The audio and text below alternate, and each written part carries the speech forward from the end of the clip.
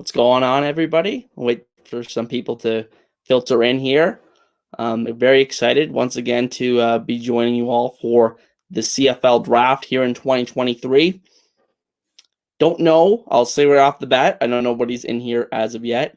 I don't really know as much about the prospects as I did around this time last year. Just an overall less interesting draft. No disrespect to the people that are in this draft. I just don't think it's as exciting in terms of the top prospects. So I think there's talent to be had here, but should be very interesting to see what happens in tonight's draft.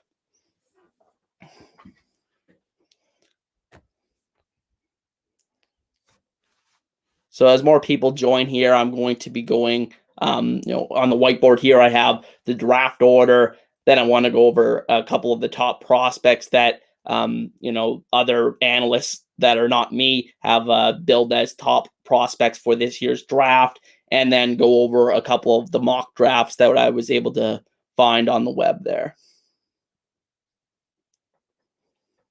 Now, can everybody hear me okay? Can you just let me know? That would be very helpful.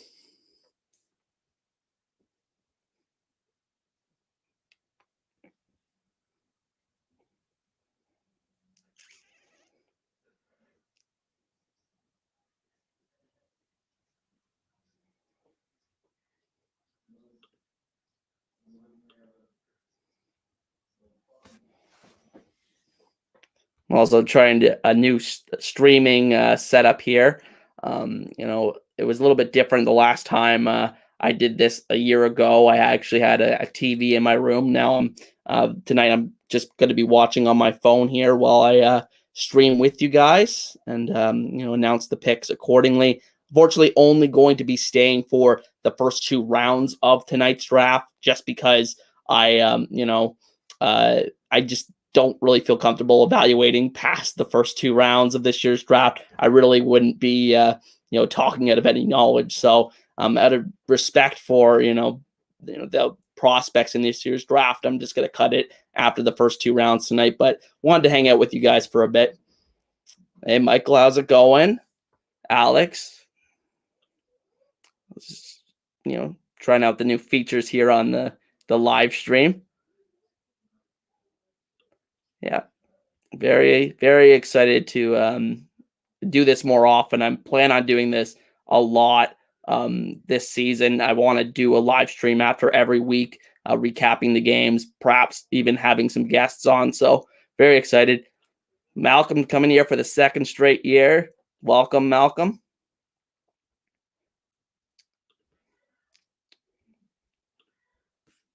I made some banners so we can kind of track what the last pick was and follow along accordingly. We got a good amount of people in here, 9 people watching right now. Welcome to the stream, everybody. If you are new around the channel, be sure to like and subscribe. Upload pretty consistent CFL content on the channel and do an occasional live stream like this.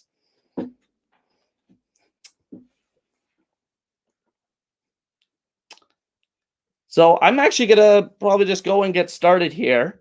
Oh, as we got a couple Coast to Coast Gridiron says, "What's up, Jason? You excited for tonight?" I am pumped. I always like, seeing the excitement of draft picks, regardless of what draft it is. I mean, there's debate about how impactful the CFL draft is in terms of, the immediate impact. But I think that in the long run, it does have an impact on CFL teams. And I'm really excited to see the new wave of prospects coming into the league today.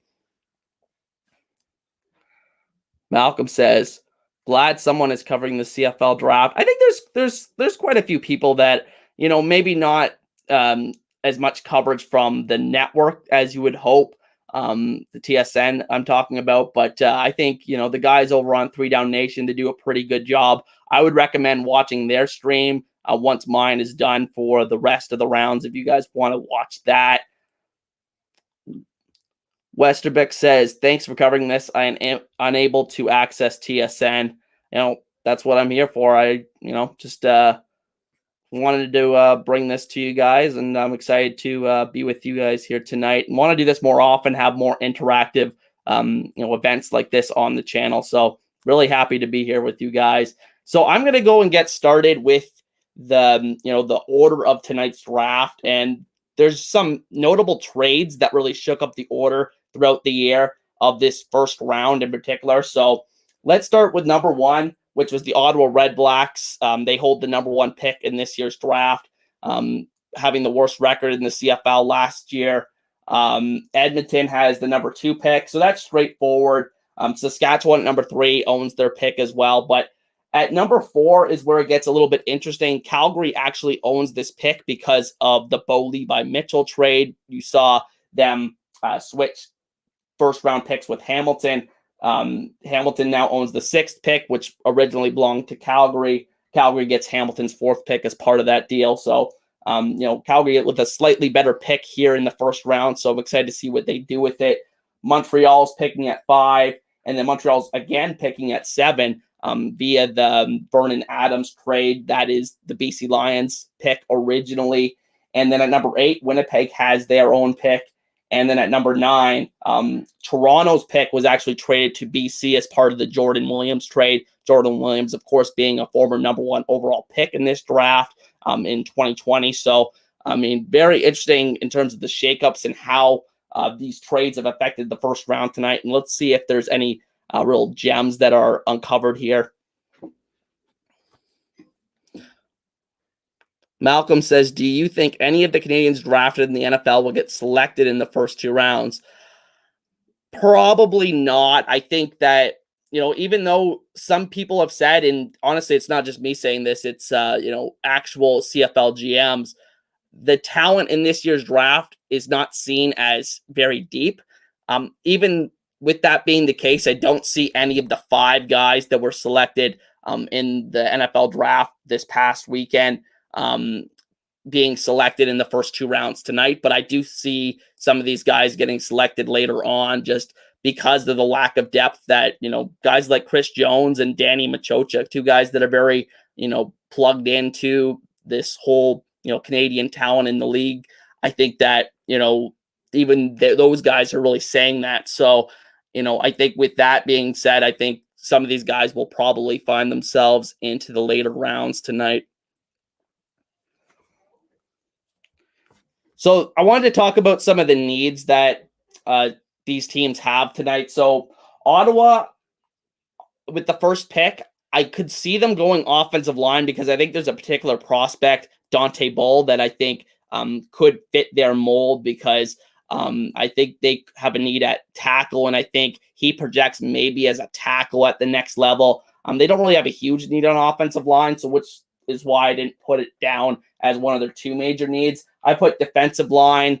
They do have Cleon Lang there, but not much behind him. I think that they could use a guy to develop behind him where he eventually will retire. I don't know how much CFL football he has left in him.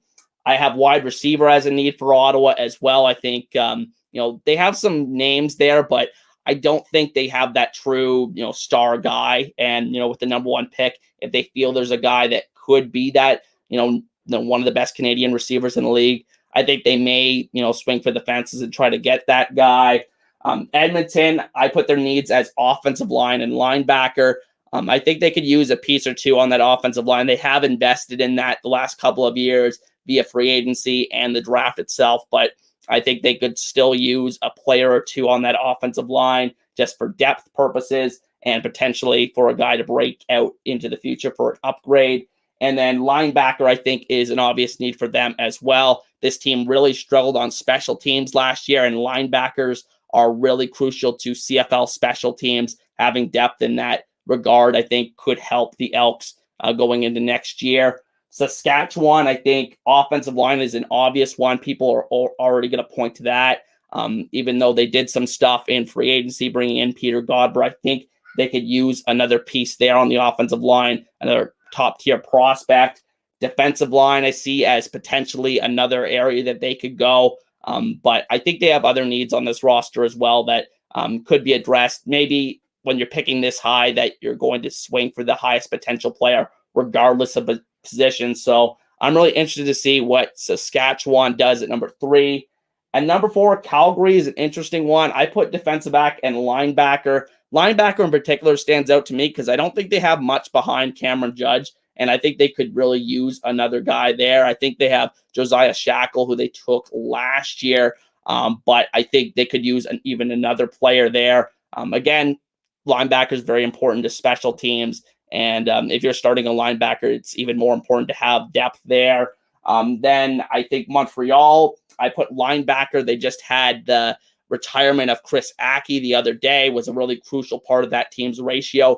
Now they do have Tyrell Richards, who they got in the first overall pick last year to replace him potentially as the starter there, but they're going to need some depth there with the departure of Aki. So I put them linebacker as a need for them. Defensive line, I don't think they really have a top prospect on defensive line as a Canadian on that roster for Montreal. So I think they could really use a defensive lineman there. At 6, Hamilton, I put defensive back as a really glaring need because they really only have a couple of guys, and they're really good players, Stavros Kasatonis and Tunde Adeleke, 2 guys that have started games in this league, but they really don't have much behind them. So I think that getting a depth piece, I know it sounds crazy because you talk about other drafts around sports. You're talking about first round pick. You're talking about a guy that could potentially be a star. But I think that, in the CFL draft, it's a lot about depth a lot of the times and protecting those positions that you have projected as starters. And I think defensive back is a potential fit there. Linebackers also a fit just for the sake of just not having really a guy that I think could really break through and start for that team. You do have Nick Cross, who has been there for a couple of years, but I think he is destined to be just a great special teamer in this league. So, and he's already proven to be that, but I don't think he's necessarily a starter long-term for them. So I put linebacker down as a secondary need. People will say receiver, but I think that's actually pretty well covered by their free agent additions. They brought in several guys at that position. At 7, Montreal, we've talked about them, so we'll skip over them. Winnipeg, offensive line, I think they've lost a few key guys over the last couple of years. You look at Michael Couture, goes to the BC Lions. I think that could be, a little bit of a loss for them. He didn't start all of last year. He actually kind of lost his starting job. But I do think that they could, afford to, add another depth piece to that offensive line there in Winnipeg. I also think defensive line, Jake Thomas is not getting any younger. I think that is a potential fit there. I said that last year. I don't think they really addressed it too much last year, that depth on that defensive line. So I think defensive line makes sense for Winnipeg. And then for BC, I put wide receiver as their biggest need. I think they just kind of lack that guy that could potentially break through and be one of the better Canadian receivers in the league. And they don't really have, it's a really American-heavy receiving core is what I'm saying. And I think wide receiver is a need for BC. And then defensive back, I think they're a little bit thin there after losing a few guys in free agency over the last couple of years. So those are just the needs, I think, for the teams that are drafting in the first round here. And let's get back to some of these comments. Do you think, I got to that one.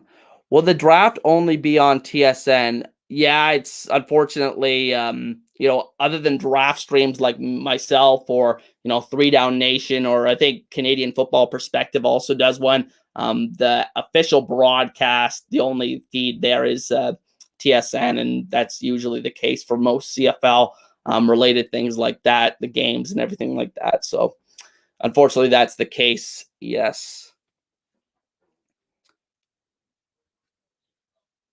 So 7:44, still 15 minutes until the draft starts. Got the stream rolling on my phone just over here. So I'm going to know exactly when that first pick comes in, and then we'll actually have some graphics here to keep track of the selections there in the first round.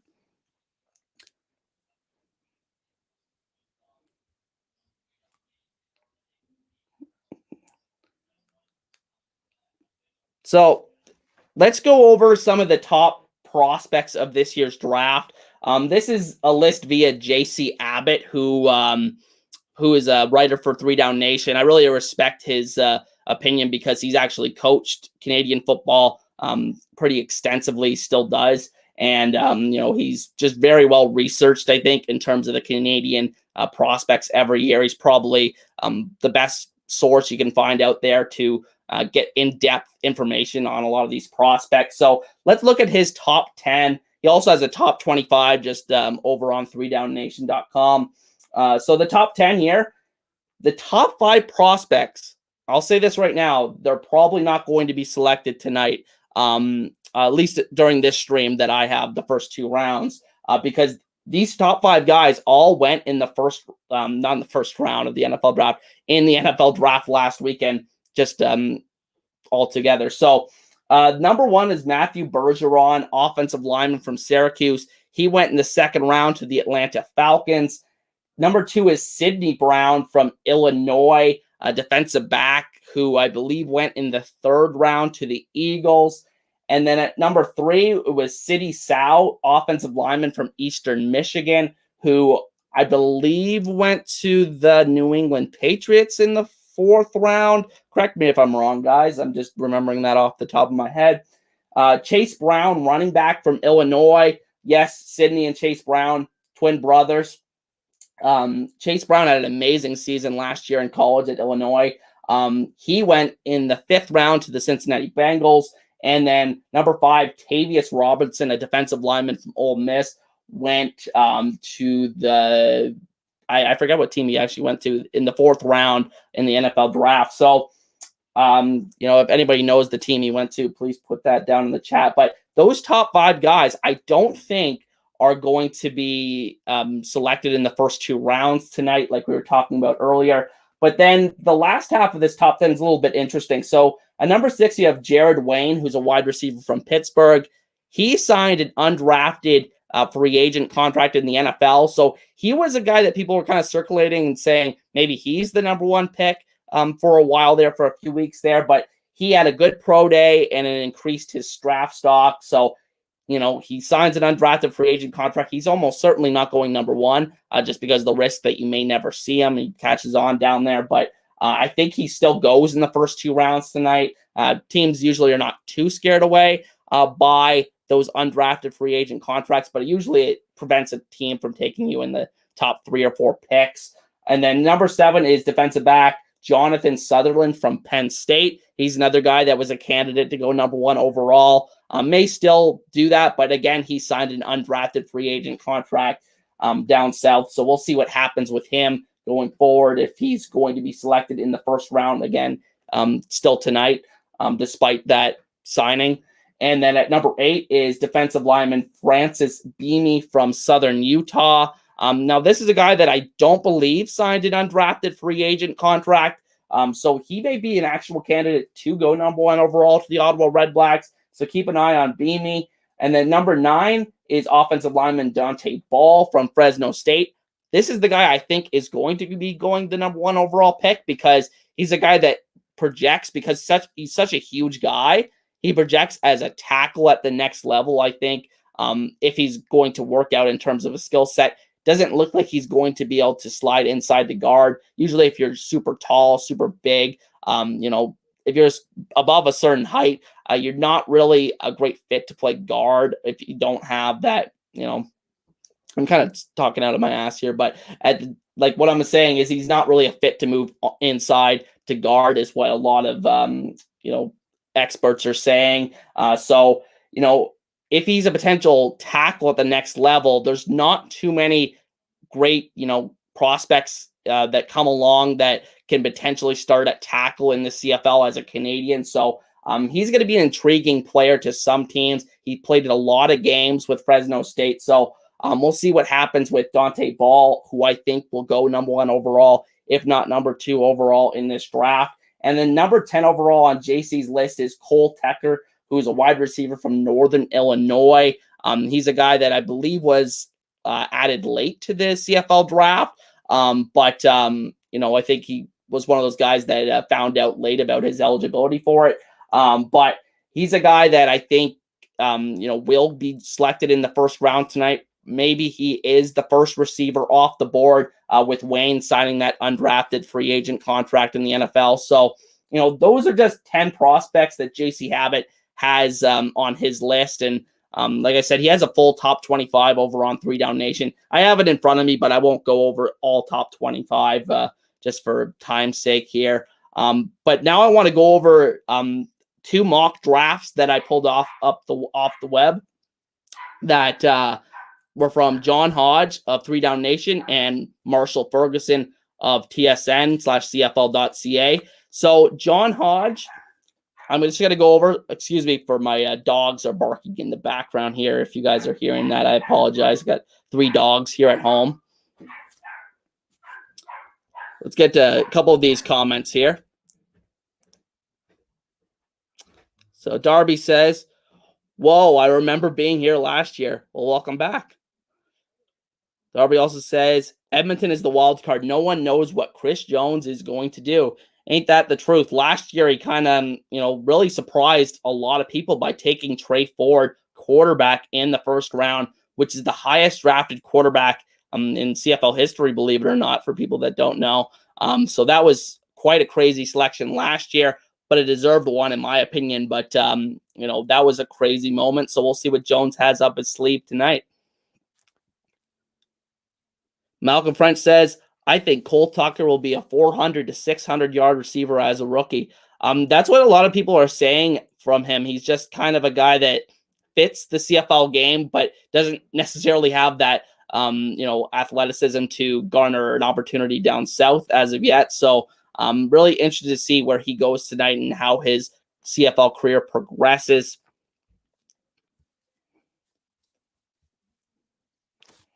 So let's talk about these mock drafts here. So John Hodge at number 1 overall, he has Dante Bull, offensive lineman from Fresno State.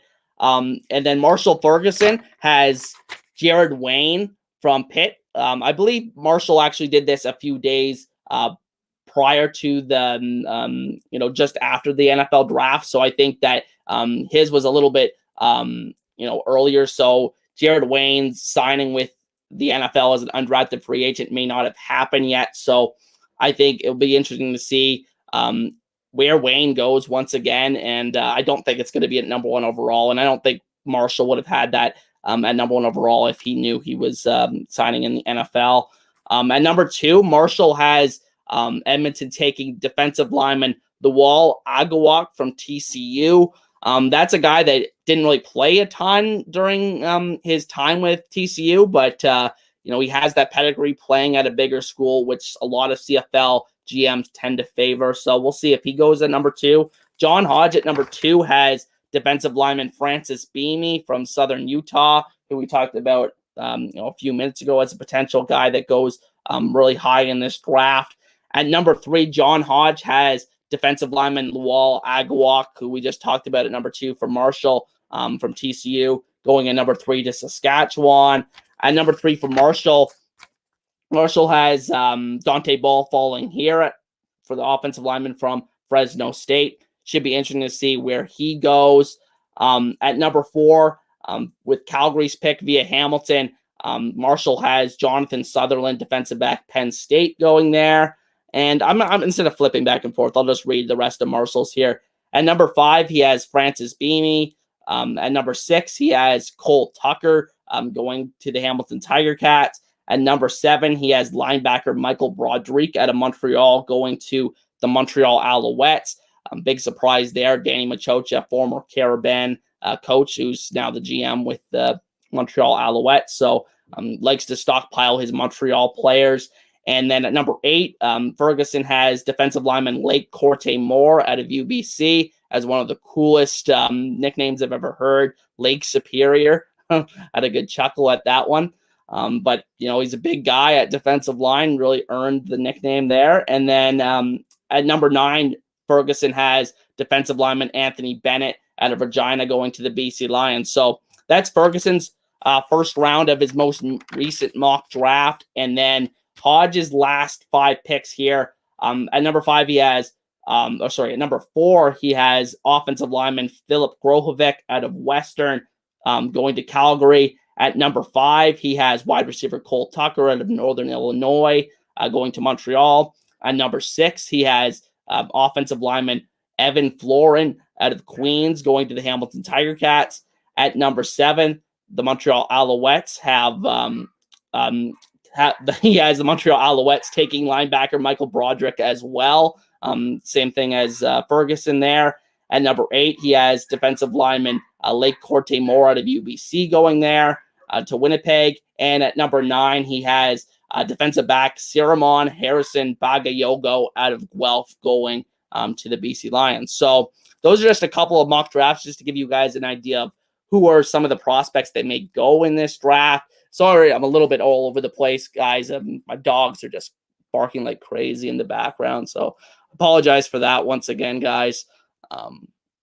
But I'm really excited for this draft. It's coming up in 5 minutes here. But I'm sure we won't get the first pick until like 8:10. That's usually how it goes with commercials and whatnot. Welcome in, Noah. Looking forward to the draft. Good to see you live streaming. Hey, man. Love to be a part of it. Colin says the Fresno State guy is going to be a monster. Oh, I think that's why he's projected so high in this draft, is because he's such a rare specimen for this draft in terms of body type. So it'll be interesting to see. He could be a total flop, but he could be a guy that could be a ratio breaking tackle in this league, and we could be talking about it. That was a great pick years down the line. Darby says Cole Tucker going to Calgary would be scary. I mean, yeah, I think Calgary actually does have maybe a little bit of a need for a wide receiver. There's a couple guys there that I like. Obviously, Jalen Philpott looks really good. Both the Philpott brothers looked excellent in their rookie seasons. But they also have Luther Hakunavanu, who I'm a big fan of. But besides that, I think maybe they could add a depth piece there with Cole Tucker, and maybe he sees the field earlier than expected. Dallas says, do you have to be selected in the global draft to be designated as a global player? I'm not 100% sure of that. They're kind of iffy with the eligibility of what makes you a global player, because if I'm not mistaken, I think Boris Beatty, despite being like from France, if I'm not mistaken, and he attended, I believe, a school in Quebec. He counted as an American. He counts as an American in the CFL, I believe. So, for all extensive purposes, I think that guy should be counted as a global. But for whatever reason, maybe it's changed since then. But last time I checked, he was still counted as an American, which made no sense to me.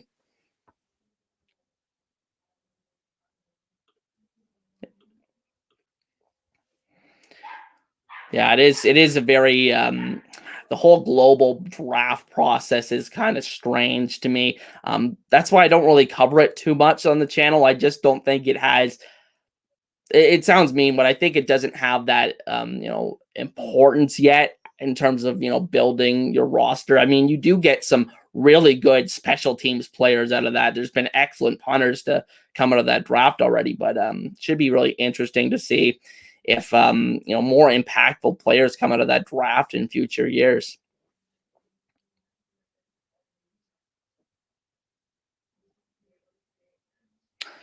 Dallas says, I have a client. I wish I have gotten them into global combine. They were starter in the Big Ten and count as a global by the rules. Yeah. Like, again, I'm not even sure. I should brush up on what the CFL deems as a global player, because, like I said, I think that Beatty that Beatty example just made my head hurt, honestly, when I was looking at that a while ago.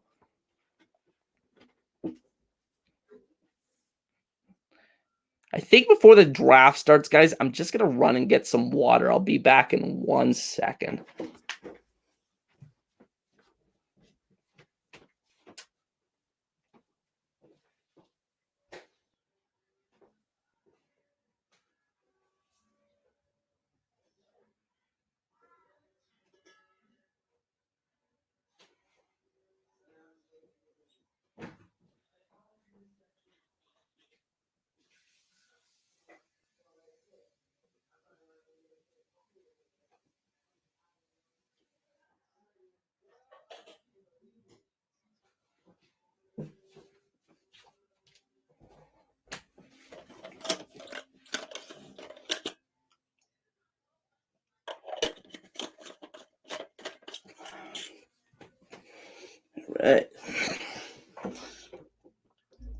Yeah, I start to lose my voice when I do these live streams, so I gotta stay hydrated here. Dallas says, non-draft question. What do you think of CBS Sports and losing ESPN Plus for the Americans? I think the CFL, the biggest thing is at this point, I think they need to really monetize uh, their content in the States. And I think from all reports, I think they did that with this CBS deal. I think, maybe in the long run, because CBS Sports Network is, a smaller, like there's less people like subscribe to that service than ESPN Plus, presumably, in all likelihood, maybe you reach fewer people, but I don't believe the agreement was for all the games. So, what are they going to do with the rest of them? That's my big concern. Are they going to not be shown anywhere in the States, or are they going to split the contract? Which would be great, in my opinion. I think if you could get the rest of the games on another network, that would be fantastic, because then you have multiple avenues to reach new fans. So I think I'm big on the U.S. being a big part of the CFL's growth strategy in the future. So I think that a big TV deal is part of that, and I think basically they were making nothing on the last TV deal. So getting I think it was over $1 million or something like that. Not exactly sure of the details yet, but some sources have said over $1 million annually. So I think that, which is like 5 times more than they're making before, I think that would be huge for the CFL.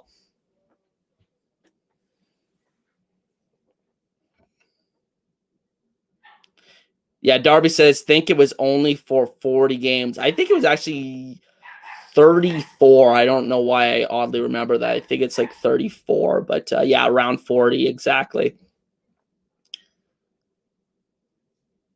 Dallas says, I hope so. ESPN Plus is very accessible. That's the big question, right? Sacrificing that exposure in the long run for that short-term financial gain.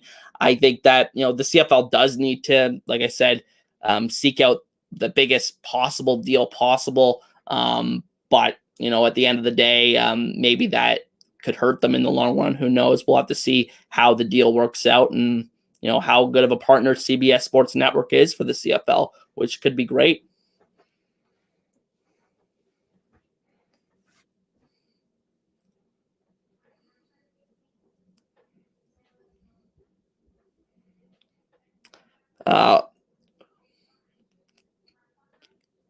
Tanker says, I hope they split the TV deal. Sign with Karen DeLintz, sign with Winnipeg, and I'm a huge ETSU fan. I guess I'll be getting to know Karen DeLintz this season here in the CFL.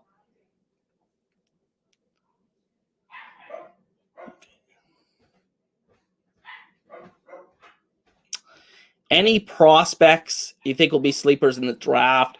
Honestly, like I was saying before, I'm just not that well versed in terms of the prospects of this year's draft. I'm very honest about that. I'm just not that, I'm sure there are very exciting prospects. I just haven't really put my full energy into the draft this year. It sounds bad, but I've just kind of been trying to focus on other projects I have going on.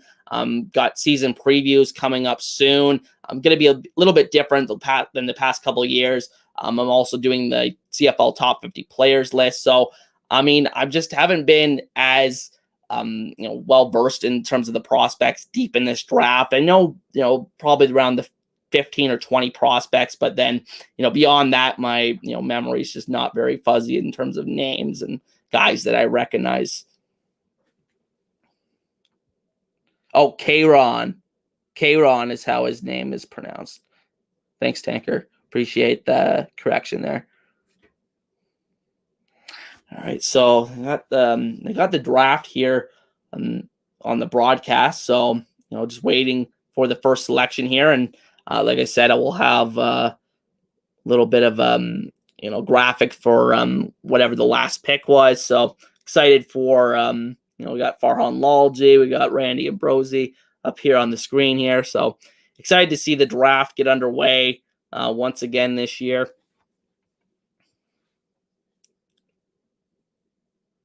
What's Randy saying?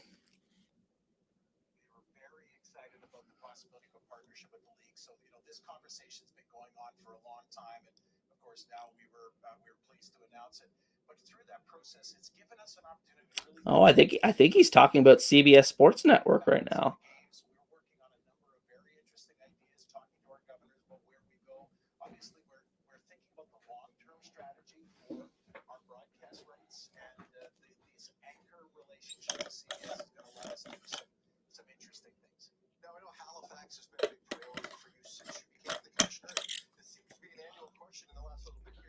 Okay, so Farhan's taking the time to ask Randy a few questions before the draft gets started. So excited finally for the first pick to begin here. Coach Phil says, "Hey, what's up? Made it just in time. Welcome in, Phil. Glad to have you here."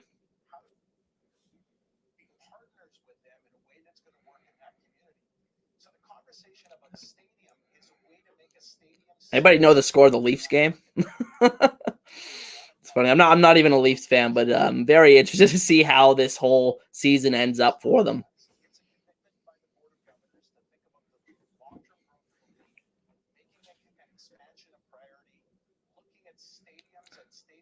So now Randy Ambrosie's talking about expansion. I think a lot of CFL fans, myself included, just want to see something happen or just admit that you're not going to expand. Like, I think there has to be a push to do it in the next, near future here. So I'm excited to see what happens in the future with that, because they keep talking about it. So we'll see. We'll see what happens. 1-0 Florida. All right. We'll see what happens with the Leafs.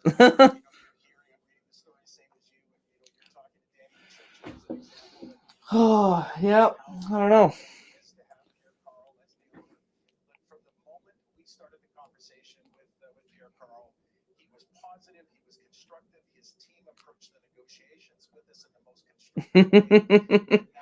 Yeah, my thoughts exactly, Noah. Let's get to the draft. It's just like whenever Randy talks, it's just no disrespect to him. I do like Randy Ambrosi. It seems like a nice guy. I just think he just repeats the same talking points over and over, and that's kind of the job of being a commissioner. But it kind of gets samey after a while, right?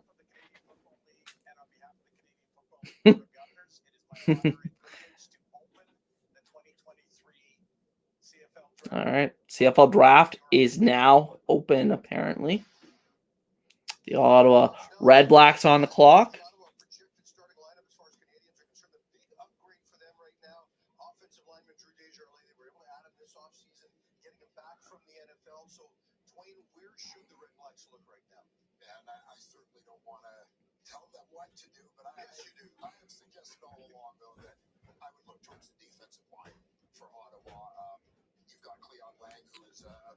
Yeah. So Dwayne Ford saying, he's the analyst for TSN color commentary. He's saying defensive line's a big need for Ottawa as well. He agrees with me. Where can we watch the draft? It's on TSN, and I believe the first 2 rounds are on TSN, and then rounds 3 through 8 are on TSN Plus. So, if you don't have access to that, you're kind of screwed. But you can follow along here. And once I'm done after the first 2 rounds, I recommend going over to 3 Down Nation's YouTube page and following along there if you don't have access to TSN.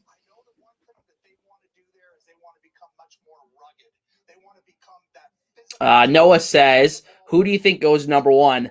I think it's going to be Dante Ball, offensive lineman from Fresno State.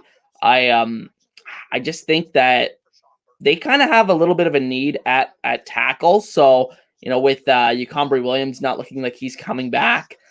So I think that Dante Ball potentially in the future, he projects as a potential tackle for them.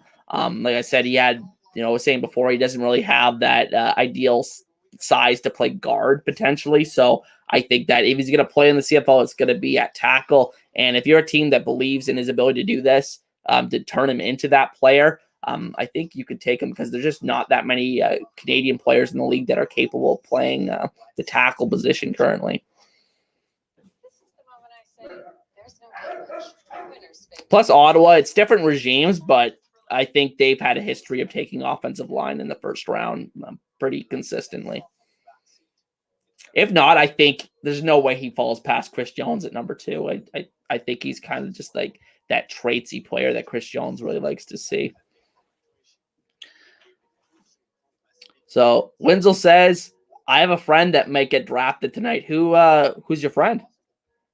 Excited to hear his name called.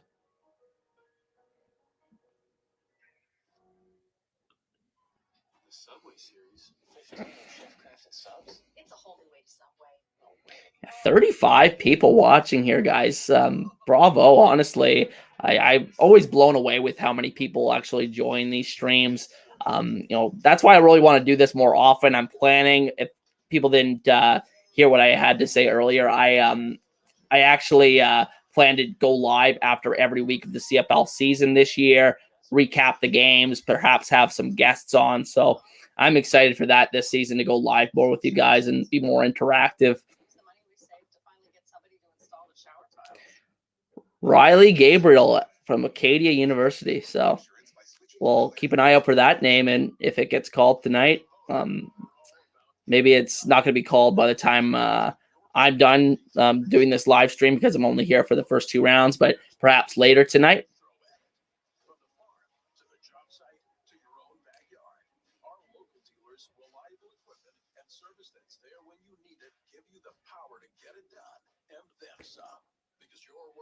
I'll be watching those streams too. Always nice to see you posting stuff. Honestly, I really appreciate that, Noah.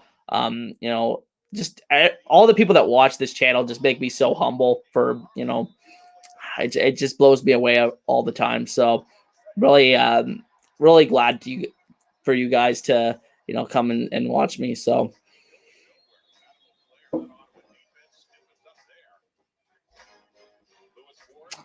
Olivia says, I'm waiting for Aladejo from Ottawa. All right. I think I've seen that name. I've seen that name, I think, on Marshall's mock draft in the 2nd round. So we'll see if he gets selected tonight. So the last time Ottawa had the number 1 pick was Alex Mateus in 2015. And that was a fantastic pick. He only played 4 years. I think he retired after he came back from the canceled 2020 season. But he was an excellent player for them for 4 or 5 years. So let's see if he can do. All right, here comes the pick. CFL Draft, the Ottawa Red Blacks select Dante Bowl, offensive lineman, Fresno State University. Edmonton, you're on the clock. With the number 1 pick in the CFL Draft, the Ottawa Red Blacks select offensive lineman Dante Bowl from Fresno State University.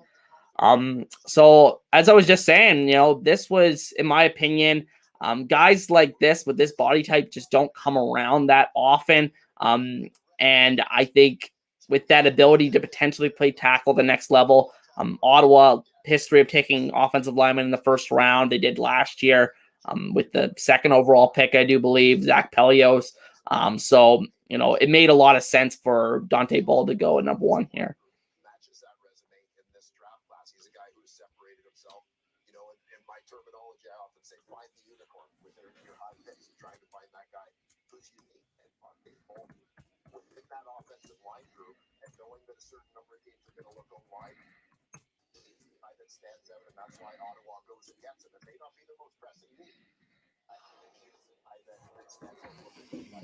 There we go. How's that look, guys? First time I've ever tried this software out, so we'll see how it goes. Yeah, he's this huge guy, Noah.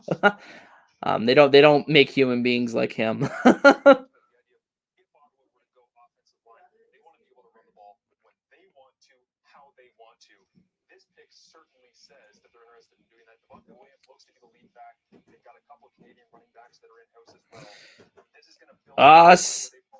Sandusky says, why don't Canadians follow their college football? It doesn't seem like y'all are big on the college game. I really don't think we are. Like, I think you're completely right. I think that, it just shows you with, the amount of people that go to U Sports games. It's very few people, relatively speaking. I just think it comes down to the fact that America loves football more, and that's no disrespect to the CFL. It's just, it's such a passion in the States that all the levels, high school, college, and of course the NFL, just so followed passionately. Whereas we have the CFL, which is followed passionately, but other than that, I don't think that same level of passion is there for U Sports, unfortunately. At large, anyway.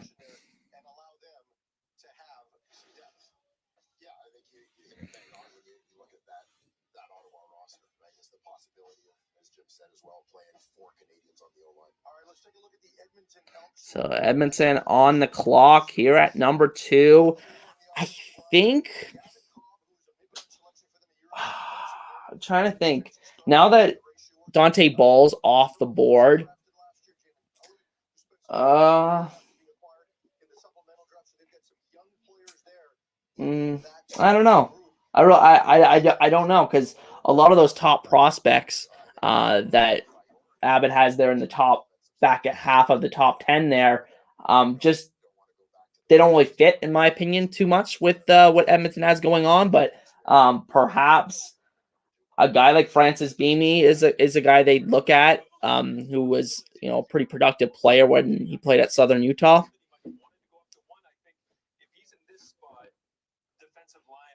Taker says Bull had a broken leg last year. That's why he got passed in the NFL.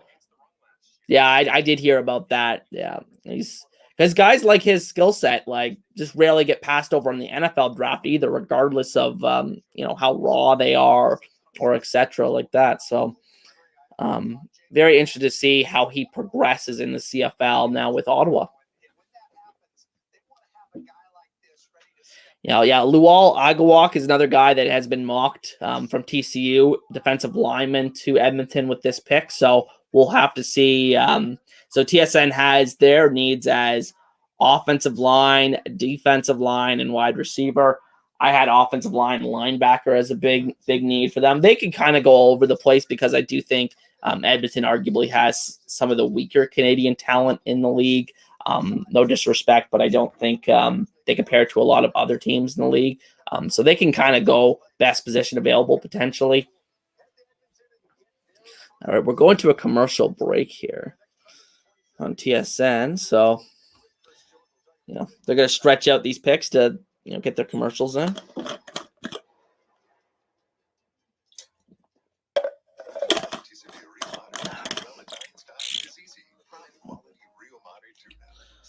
Noah says, I say grab a top DB or SMTH. Not too sure who you're referring to there, Noah, but yeah, I think a DB would make sense. Jonathan Sutherland would have been probably the perfect pick if he was an undrafted free agent signing in the NFL. He was a guy that a lot of people were projecting as a top 2 pick prior to that, so maybe he goes with that pick regardless. But I don't see it after that undrafted free agent signing.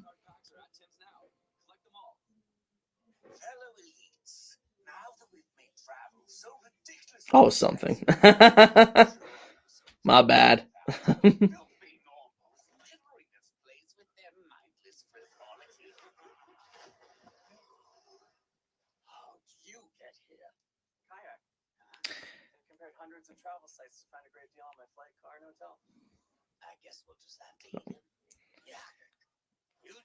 So let me ask you guys this. What is the number one storyline you guys are looking forward to this CFL season? Because and once I read a few of you guys, I want to tell you what my most anticipated storyline is.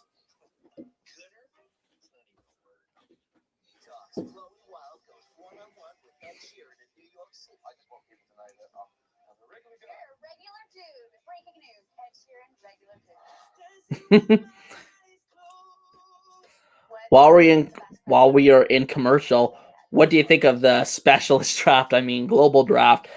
To be honest, I haven't really. I heard there was a lot of kickers and punters, like you're saying, selected once again in the first round. But I think that's to be expected with what we've seen the first couple of years of that. So I'm very interested to see. I haven't really looked into who got selected in that draft today. We'll probably look at it at a later date, just because, like I said, I just not seeing the impact from a lot of these guys yet. So besides the kickers and punters, which have been excellent, there's been some excellent kickers and punters like Cody Grace from the Calgary Stampeders. Been an excellent player. I just don't think, other than that, there have been that many, great players coming out of the global draft. So I haven't really prioritized it as much on the channel, unfortunately.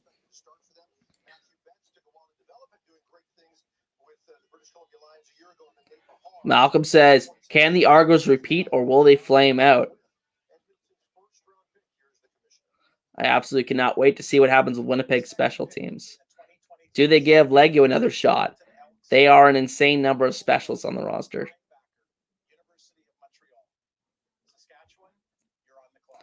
Chad Kelly. It'd be great for the league if he lights it up. Actually, that is what I was going to say. That's what I'm like. These are kind of similar. So can the Argos repeat or will they flame out? And Chad Kelly. I think these are two of the gigantic storylines going into this year. But yeah, Chad Kelly was going to be the one I was going to say. Just such a wild card going to this season. The comments in the media about his poor contract, which honestly, dude, you haven't really proven too much other than making some impressive plays down the stretch in that Grey Cup coming off the bench. But I mean, we need to see him as a solidified CFL starter before he gets paid the big bucks in his league, relatively speaking. So with the number 2 pick in the 2023 CFL Draft, the Edmonton Elks select Michael Broderick, linebacker out of Montreal. Broderick, I should say. So that's surprising. They go linebacker, but it fills one of the needs I had on the board here. Again, help with the special teams is a must for this team. This is presumably going to help them in that regard. This team was one of the worst special teams coverage units I've seen in the CFL in a long time last year. Just so many big returns given up. There was a game against Saskatchewan where they took the lead. They battled so hard. And then, the exact same kickoff, they returned, allowed a kick return for the touchdown by Saskatchewan. So that really stood out to me last year, and just their overall poor special teams play. So hopefully Broderick can help them with that.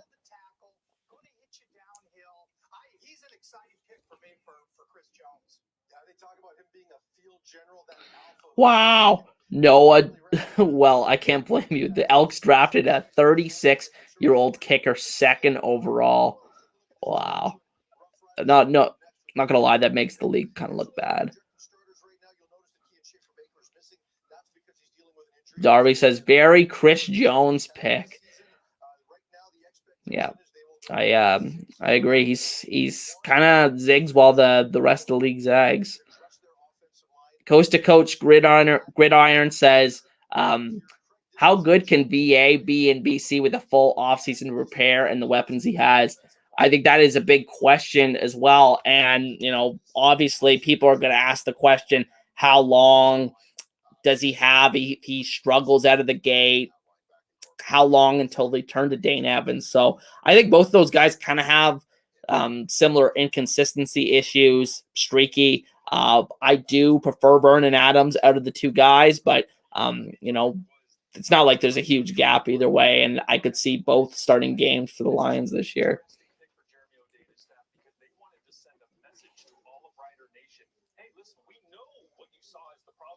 So Saskatchewan on the clock at number 3.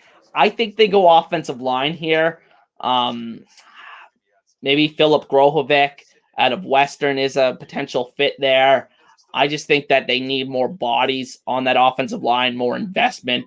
You just saw how they, I think they kind of got old a little bit pretty quickly over the past couple of years. You had guys like Dan Clark, who played his last season, presumably, with Saskatchewan last year. And then who's the other? Brandon Labatt was a really key guy for them, who retired just after they came back from the canceled 2020 season. So, I think Saskatchewan needs just a reinvestment on the Canadian side of that offensive line. So I think that, that's potentially the pick here. I mean, if Bull was here, it would have been ran up to the podium, I think. But at the end of the day, they'll probably have to go with someone else.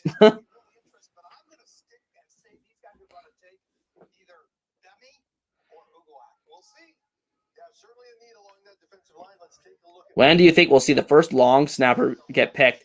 The last one of the mock drafts I saw had a long snapper going in the 3rd round, I believe. So I believe it was John Hodge's one. So I'm very interested to see when the specialists start getting picked in this draft, especially considering a lot of people saying that this draft is not as deep as normal.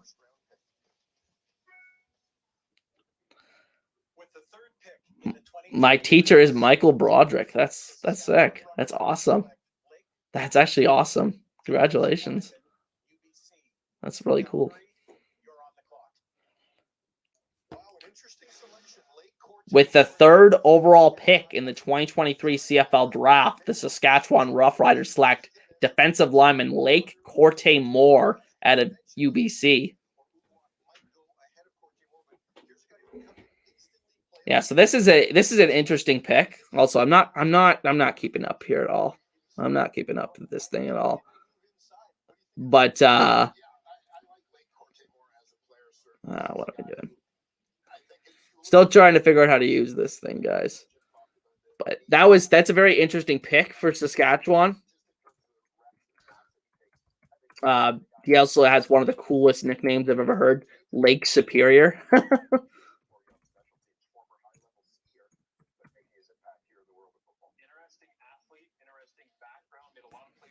Yeah. So sorry I missed your pick, Edmonton, but this guy looks like a beast, honestly. From what I've seen, he's really earns the nickname Lake Superior. So looks more like a defensive tackle to me. But it should be interesting to see how Saskatchewan uses them. I think they have Charbel de Beer as a Canadian defensive lineman there in that room, but I'm not too sure who they have otherwise. So, I mean, I think this is a solid pick for them, despite having that needed offensive line. But don't know if there was an offensive lineman that was worthy of taking with that pick with Bull gone.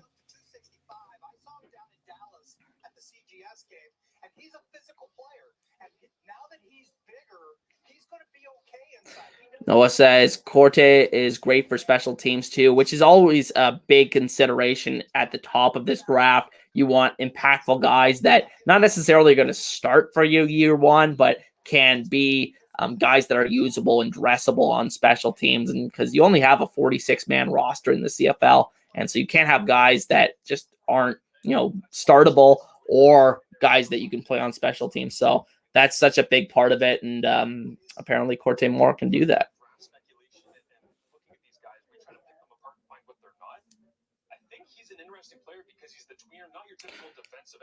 What's up, man? Are broadcasting on TV as well.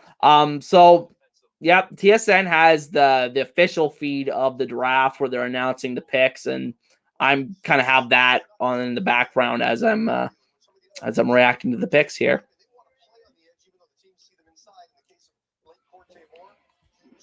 Yeah. So at number 4, Calgary on the clock, and I could see Cole Tucker going here as that. Someone said that earlier.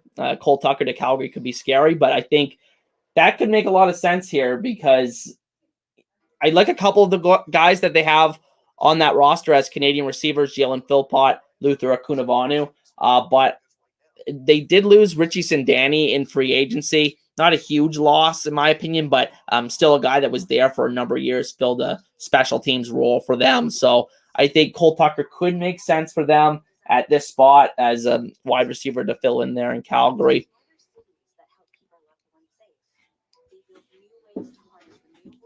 Now, already an hour into this thing, it just flies by.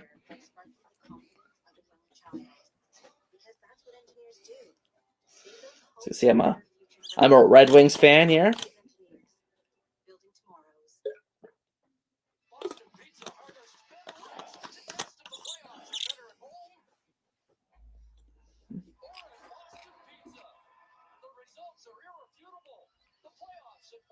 Yeah.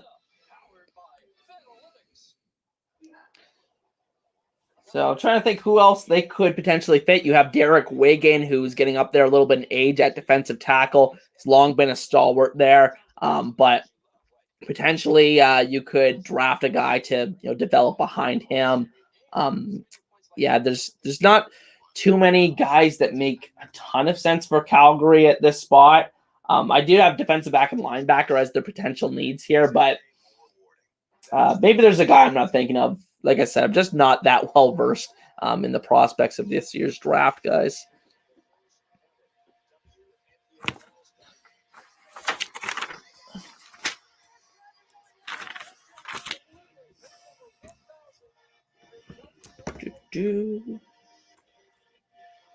So John Hodge had offensive lineman Philip Grohovic out of Western going in this spot, and then Marshall Ferguson had Jonathan Sutherland, defensive back, Penn State, going in this spot. Oh, and before we go to the next pick, they're going to talk with Dave Naylor here.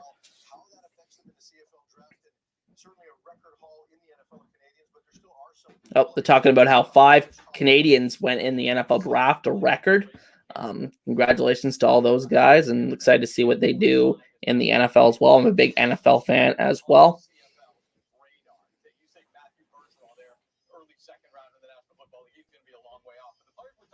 Yeah, so Tavius Robinson went to the Baltimore Ravens. And then, yeah, Jonathan Sutherland was potential first-round pick here. He went to Seattle. And then Jared Wayne, another potential first-round pick here, went to Houston. So those are some corrections from earlier. Darby says we get a defensive lineman that can play both inside and outside, and obviously that's a huge advantage in the to getting playing time in the CFL. There's been some guys like Isaac Ademi Berglund stands out as a guy that was a high pick that had a little bit of versatility, allowed him to get onto the field early in his CFL career, and now he's a very impactful player for them. I think he had like 8 or 9 sacks last year for Calgary. So look at him as a potential comparable, not the same player, but a guy that was drafted around the same spot, maybe actually been the exact same spot at 3rd overall.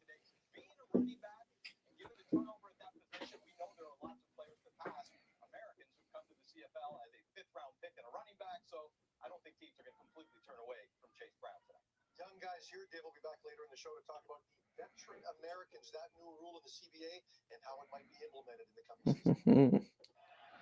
All right. All right, now they're talking about the stamps. So we're getting the picks soon here, guys. Feel bad I don't really have too much to say between these picks here, guys.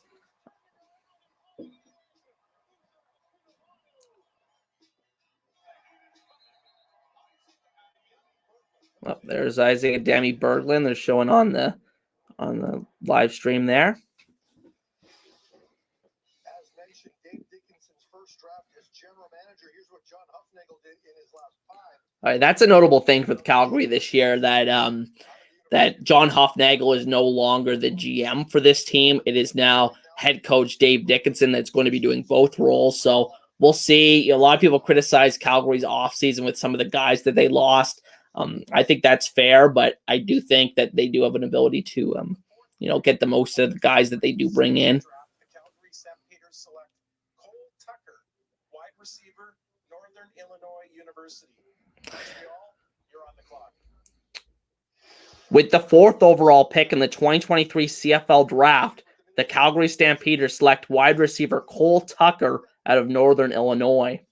So this is the guy that a lot of people were speculating that would go to this pick with Calgary. Once again, it makes sense with not having a ton of receiver depth, losing a key guy in Sindani in the offseason. So this is a guy that wasn't really on the NFL radar at all. Makes sense. They're going to get him for sure to the CFL. So apparently was a very productive player at Northern Illinois too. So I'm excited to see Tucker in the CFL with the Stamps. Indeed.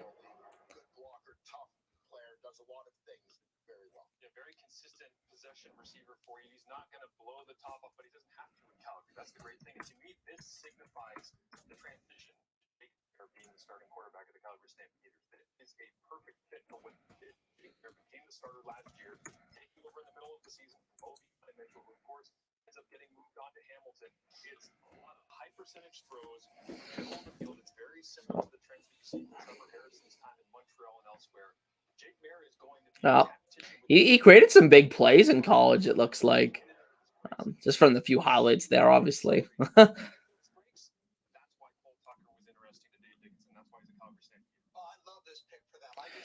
Are there any good quarterback prospects? Good question. I don't think there's a guy that people see as a potential, maybe one falls into the back a couple rounds of this draft and somebody takes one. But it doesn't look like it's very likely that a quarterback will be drafted this year, unfortunately, especially what we saw the last couple of years with Trey Ford and obviously Nathan Rourke. Darby says, oh no, Stamps got Tucker. He might be really good. Yeah. They seem to know what they're doing over the years, unfortunately. Not unfortunately for Stamps fans, but the Stamps just always seem to be one of the better teams at developing CFL talent. So I'm excited to see what they do with Tucker. Wasn't only one quarterback invited to the combine. I'm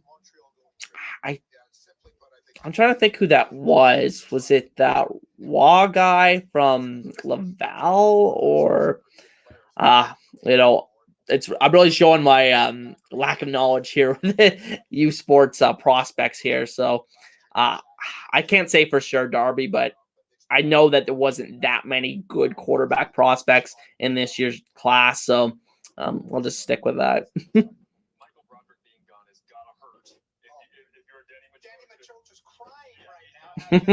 So they're talking about on TSN how Montreal Alouettes GM Danny Machocha always tends to like to take players from the Montreal Carabin, and Michael Broderick, I keep saying Broderick, but Broderick, who went second overall to Edmonton, potentially was a guy that a lot of people were mocking to Montreal at the number 5th pick or number 7th pick. So I'm very interested to see where and what direction that Montreal goes now with this pick. But I have linebacker and defensive line as potential needs for them.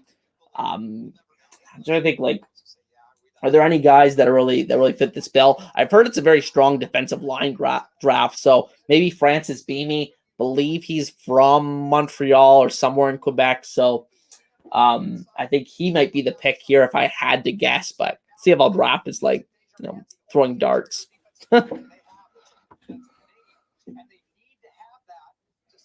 Jim Barker's back on the TSN panel. That was news that was broke this week, that he was leaving the Toronto Argonauts once again and going back to TSN. So welcome back, Jim Barker. I know a lot of people don't like his performances on TSN, but I think he's all right sometimes. I think a lot of those guys are very they have their moments, but they're also a lot of the time they don't knock it out of the park, except for Milt. I really like Milt.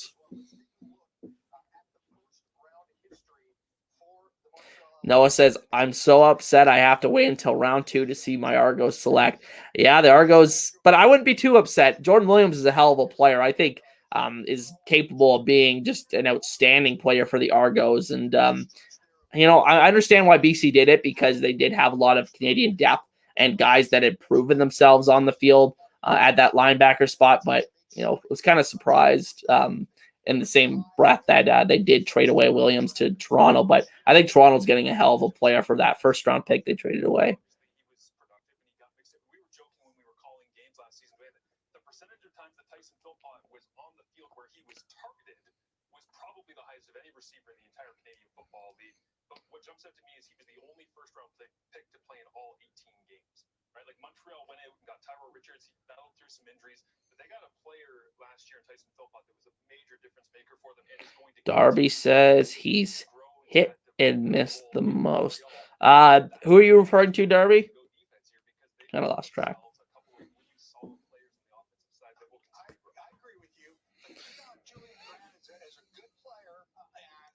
Yeah, so I'm interested to see where Montreal goes here. I think they've done a pretty good job over the past couple of years since Machocha has taken over at stockpiling Canadian talent. I think they were in a really bad position a couple of years ago, but I think with Tyson Philpott coming in, I think he's a potential guy that could be one of your leaders in that receiving core. He already arguably was at points last year, but on a consistent basis, I think he could really prove it this year.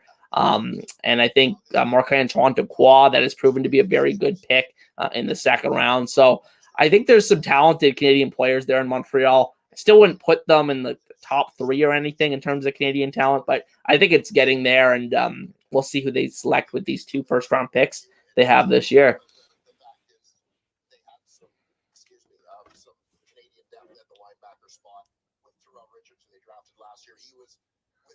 Both kind of battling those injuries. They didn't necessarily have both of them at the same time in those roster spots. Brian Haralamana as well, I think, started a game or 2 for them last year. So still, I think depth exists at that spot, even with Chris Aki moving on. I hate to see Chris moving on, by the way, because I think this is an absolutely fantastic football player who, to me, so Dwayne Ford is talking about Chris Aki on the broadcast here, who just recently retired this week. So maybe that factors into Montreal's decision. I think for sure if that Michael Broderick player was available at number 5 or number 7, I think Montreal probably would have been targeting him because he fills that linebacker depth need and also is a Montreal Carabin. So it's obvious why people were mocking him to that spot.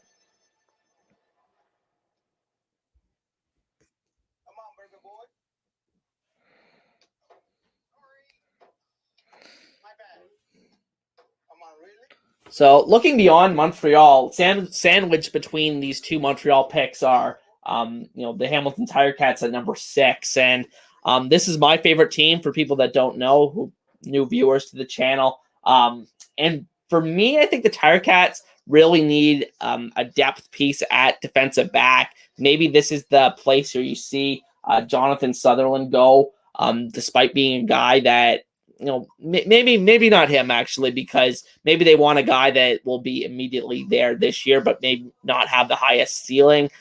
So maybe he's not the guy, but I think that defensive back is a need for them because they have 2 excellent defensive backs there in Stavros Kasatonis and Tunde Adelke.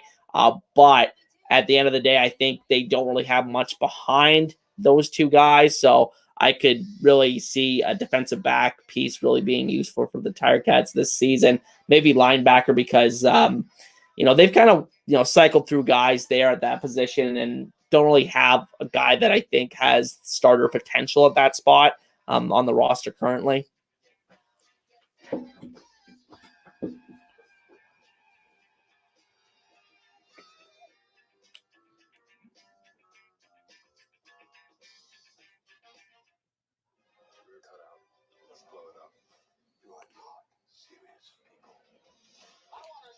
Yeah, they really stretched this draft out to fit the 2-hour time slot, don't they?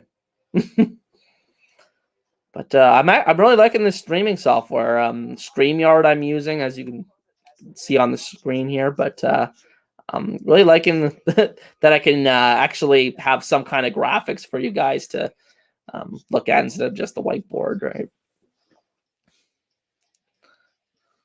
So last year, Montreal also had 2 first-round picks. And with the first overall pick, they took linebacker Tyrell Richards, which remains to be seen how good he's going to be at the CFL level. Presumably, he's going to have a bigger role this season. But with their second first-round pick, they took wide receiver Tyson Philpott last year, and he was excellent. So we'll see what they do with this one. CFL Draft, the Montreal Alouettes select Jonathan Sutherland, defensive back, Penn State.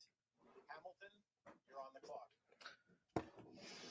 With the 5th overall pick in the 2023 CFL Draft, the Montreal Alouettes select defensive back Jonathan Sutherland from Penn State.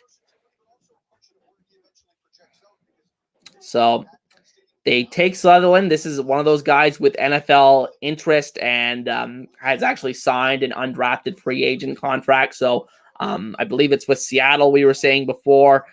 So we'll see if he ends up coming to the CFL, if he's a guy that sticks down there. You never know with some of these undrafted guys. Some of them get cut out of rookie minicamp, and other guys just, simply, come, stay down there permanently. So really interested to see, if Sutherland ever comes to the CFL, whether it's this season or in the future. So there's risk with this pick if you're Montreal, but it should be interesting to see nonetheless, because this is a guy that was billed as a top 2 player talent-wise, outside of those guys that were obviously NFL players. You look at the completion percentages on deep balls over the middle of 30 yards or more down the field. Marc-Antoine Dupont has changed that defense on the back end for the Montreal Alouettes. They feel comfortable there. Once he ends up, hopefully, in a football league, but he is very fact that he was not a full-time starter at Penn State, outside linebacker, either spot, and he says, I love this. I saw in an interview. I don't just play specials, I train for them. There we go. Running around and doing one-on-ones. I love the idea of Jonathan Sutherland going, I'm actually going to go over here and work gunner on punt. Yeah, I was getting impatient too, Noah. Just a lot of dead air time here.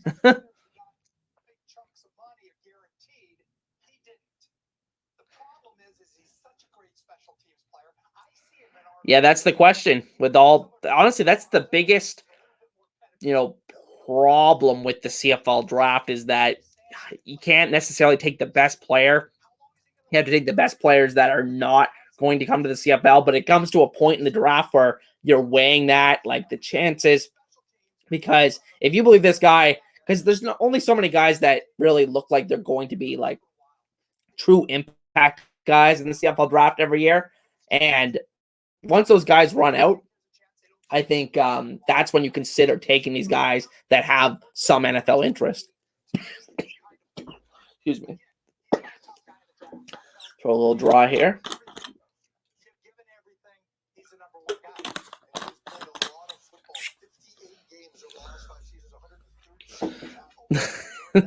It's so funny how they take so long to pick a player after months of studying players.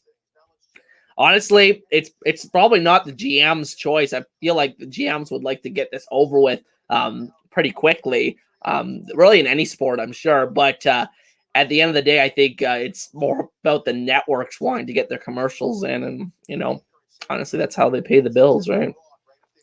Refside Gaming says, didn't Philpott play at University of Calgary, or is that a different player? Him and his twin brother also actually played at the University of Calgary. Both came out and were drafted in the first round last year. So, yes, that is correct. Now, what do the Tiger Cats do?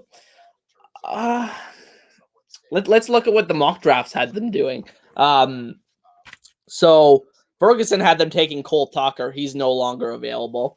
And Hodge had them taking offensive lineman Evan Florin from Queens. So I could see them going offensive line. Offensive line is usually the most favored position in the CFL draft. There's not a ton of great ones this year in particular. But I think that could also move a couple of those guys that are seen as pretty good prospects up the board, just inflate their value a little bit because of the scarcity of them this year. So maybe an offensive lineman here is the pick for the Tiger Cats. Maybe linebacker, like I was saying. Maybe it's Francis Beamie. as a guy. They go potentially best player available, and maybe they look to build a replacement plan long term for Ted Laurent on that defensive line. Finally, this may be his last CFL season after all, but they do have other players that Mason Bennett and Kwaku Boateng that are going to be Canadian starting on the edge for them, but they're not really defensive tackles. So getting a Canadian defensive tackle that can play on the interior, I think could be something that makes sense for the Tiger Cats here as well.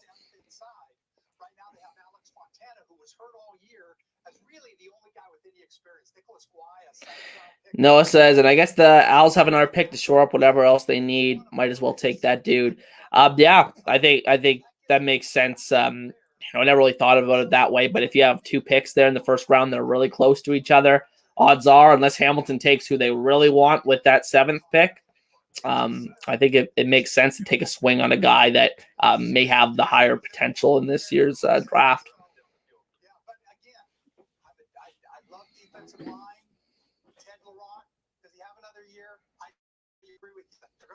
They're playing to win this year.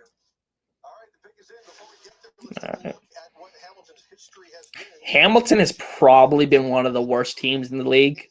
It's hard to say. I'd have to do a deep dive on this and its potential video idea in the future. But Hamilton's got to be one of the worst teams at drafting the first round in recent memory, because there's some picks that they've gotten nothing out of. So very interested to see where they go with this selection. With the 6th pick in the 2023 CFL Draft, the Hamilton Tiger Cats select Dayton Black, offensive lineman, University of Saskatchewan.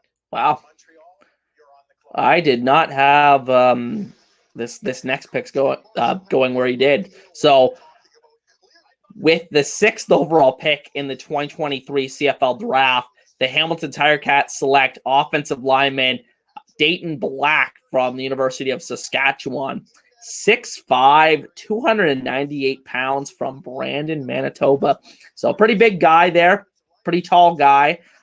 So again, I was saying earlier in the stream, there's questions if a guy is too tall. I think that 6'5" should be all right, but anything beyond that, there's question about if you're so tall, it's really hard for your quarterback to see above you and throw above you as a guy on the interior offensive line. So usually those guys get moved out to tackle if they're too tall, but this is probably a guy that slides on the inside and at the CFL level, because there are 6'5" guys that have played in the interior in the CFL in recent memory.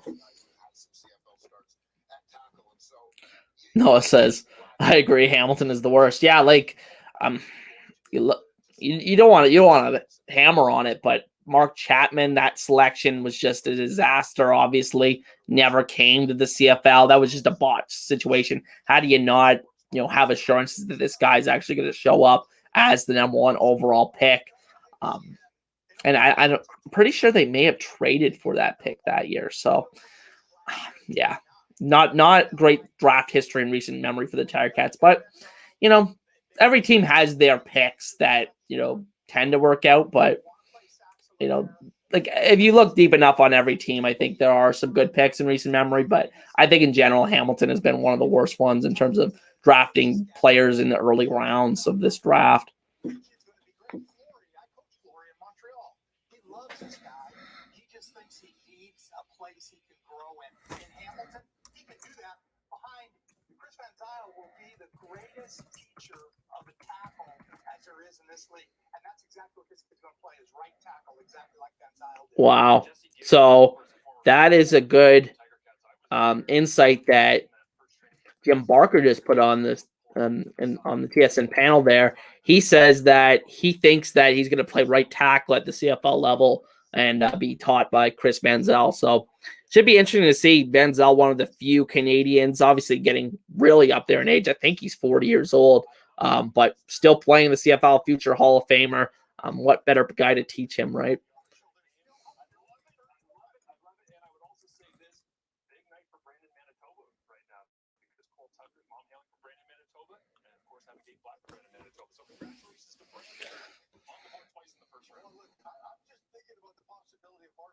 Yeah.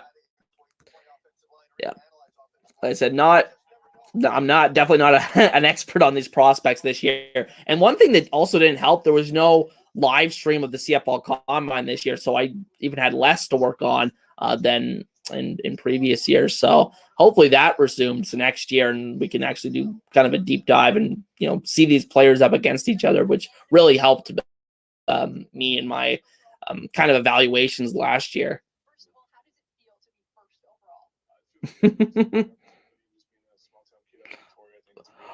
My dad hates the Tiger Cats pick.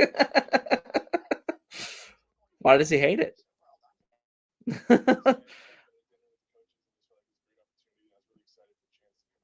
Yeah, Dante Ball looks huge, man. Looks huge. Excited to see what he does with Ottawa. And maybe he's a few years away from making a real impact, but guys like that just don't grow on trees. I wonder why reserve seating's dad hates the Tiger Cats pick so much. I guess it was Dayton Black was a guy that was like projected mostly in the second round, if I'm not mistaken. So maybe he's seen as a reach by some. I'll have to see what other people are saying after this live stream. So, I'm not going to rush to judgment just yet on this pick. Okay, well, I hear there's a party upstairs. Okay, so go enjoy that. Enjoy this moment with your family. A very engaging young man. I can tell you, I had a chance to coach against him when he played at Belmont High School in Victoria. I was hoping to do that interview so I could ask him who the best coach that he played against. Yep. So on the clock again are the Montreal Alouettes. And like we were saying before, I think linebacker is a potential need for them, but they do select Jonathan Sutherland with the 5th pick. So if he comes to the CFL, maybe he is a potential linebacker. You see guys like that. Sometimes they switch back and forth between defensive back and linebacker once they get to the next level. So we'll see what happens. All right, so the pick is in for the Montreal Alouettes. Now I'm gonna butcher this name here, but with the 7th overall pick in the 2023 CFL Draft, the Montreal Alouettes select defensive lineman from TCU, the Wall Agawak. Now this is a guy that didn't really play a whole lot. I believe he was a transfer. When he transferred to TCU, he didn't really play a lot from what I was reading. So there's always questions with those guys that, went to big schools but didn't really play a whole ton. There's not a ton of, tape on them, production there. So I always have questions about those guys, but, these guys always seem to really push themselves up draft board. So he goes to the Alouettes here. And I was saying before, they don't really have that many. They haven't really had like an impact Canadian defensive lineman in a while there in Montreal. And maybe potentially Agawak can really develop into that player for them.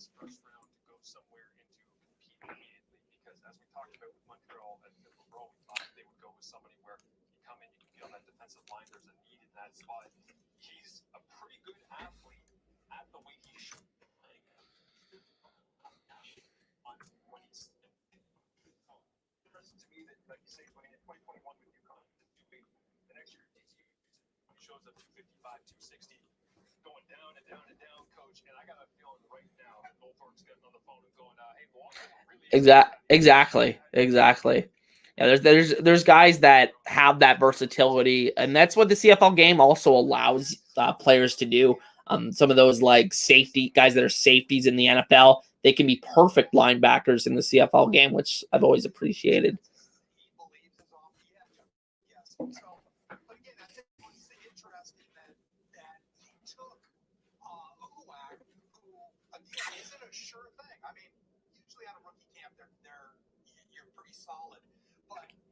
Yeah. So Noah's pointing out that both of the Montreal first-round picks have NFL workouts. So that's, obviously there's a risk there.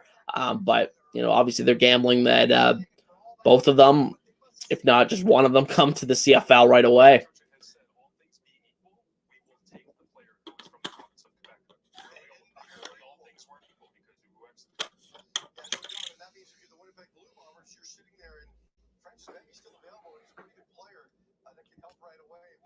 Yep. So Francis Bemi, who a lot of people had going very high in this draft, John Hodge had him going at number 2 to Edmonton.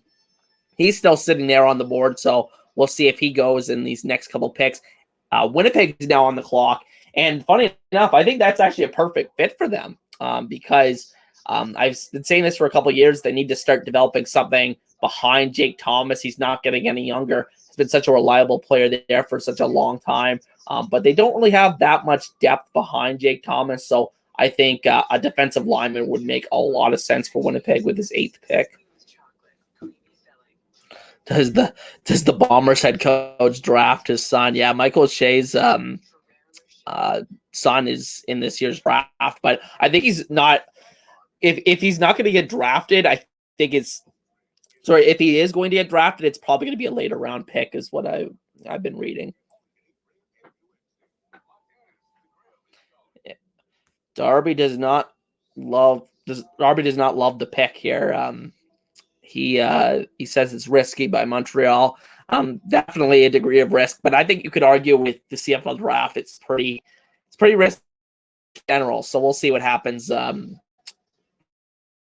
with those 2 players and if they end up in the CFL. Yeah. They're still figuring out how to work everything here, guys. But really excited for the future of live streams here on the channel. Got 18 people still watching here with us as we approach the end of the first round here, the 2023 CFL Draft.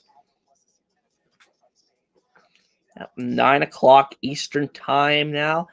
So 1 more hour left of draft coverage here from my stream anyway. Once again, if you want to watch the rest of the draft and you don't have access to TSN, I recommend going over to 3 Down Nation YouTube channel to go check out their live stream. JC Abbott, who I took his top 10 for my board because, like I said, I'm not as well versed in this year's draft.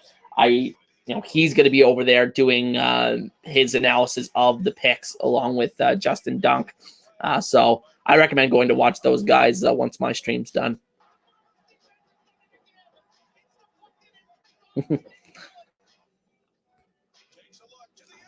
Noah's got to go get his double-double.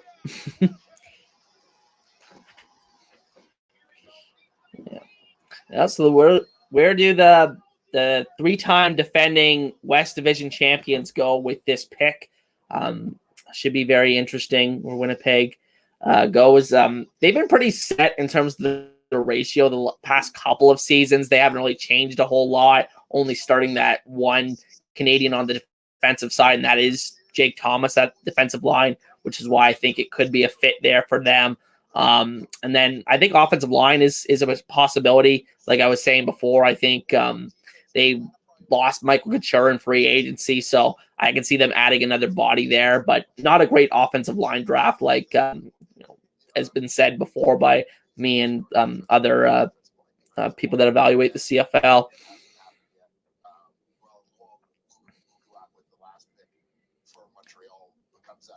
And then TSN has their needs as defensive line, wide receiver, and running back. Yeah, maybe wide receiver makes sense actually. But I think you're more aiming for a guy that could potentially be a starter in the long run in the first round.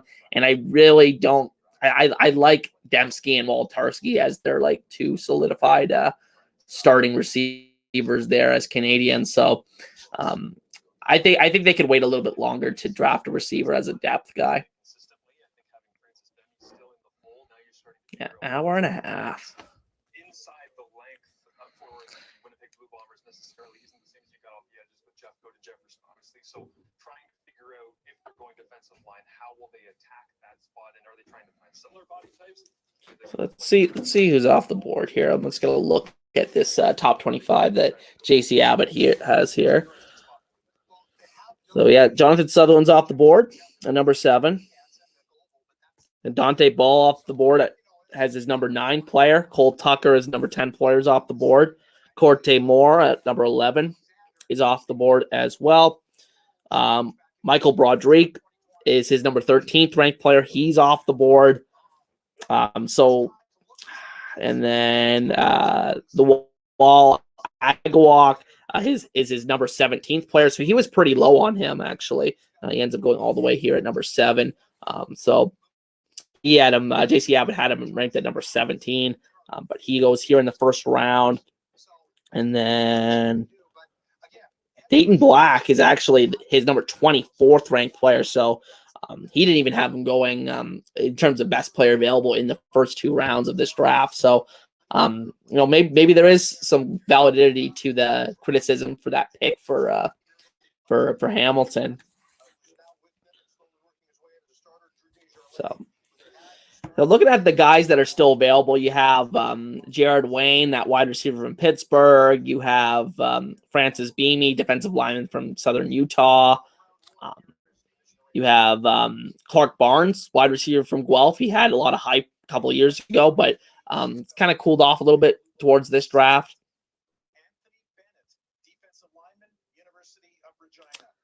Wow.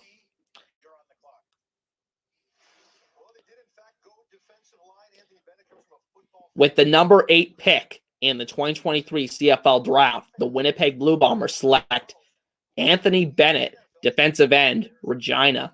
And so they go defensive line, just not the position or player that I expected them to go with. Bennett, as I just said, more of a defensive end, whereas Jake Thomas, their current only Canadian defensive starter, is a defensive tackle. So we'll see what the long-term plan is with Bennett, but interesting player. I believe he was very productive during his CFL U Sports career, I should say. Looks like he has some good instincts off the edge just from some watching the highlights that they have rolling there on TSN. So very interested to see how they intend to use him in Winnipeg the next few years of his career. Yeah, at FAU, playing 5 years, he was at 255 when he was down there, down to 230 now, playing off the edge for the Regina Rams for 2 seasons. A lot of people make a lot of comments about how old Stetson Bennett was, the Georgia quarterback coming out. Vince Bennett's a year older than Stetson Bennett.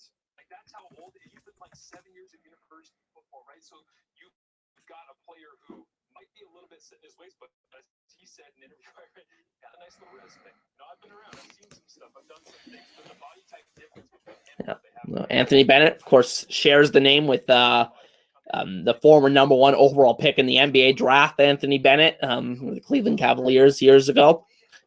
So Winnipeg hoping it ends up better for them in the CFL than it did for the Cavaliers in the NBA. But Bennett should be an interesting player there.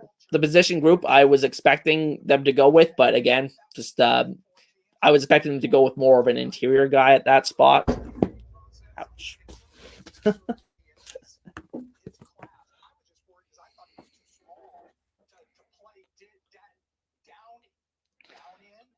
Darby likes Evan Florin or Philip Grovek in the second round for the Riders. Either of those guys would make sense. Obviously, they really need to add bodies on that offensive line as Canadian pieces. I think they did a pretty good job bringing in some guys like veteran Philip Blake, Peter Godber in free agency. But at the end of the day, Philip Blake, I think, can be a pretty good player, probably for the maybe 1 or 2 years. You can start him at tackle, interestingly enough, but I don't think that's a long-term solution for them beyond a year or 2, like I was saying. And I think Godber, I have questions about, even though he did have his best CFL season last year with BC. So interested to see how those guys play, but definitely does not stop them from taking multiple offensive linemen in this year's draft, I don't think. Excuse me, guys. Throat just gets dry like this. I'm talking a lot.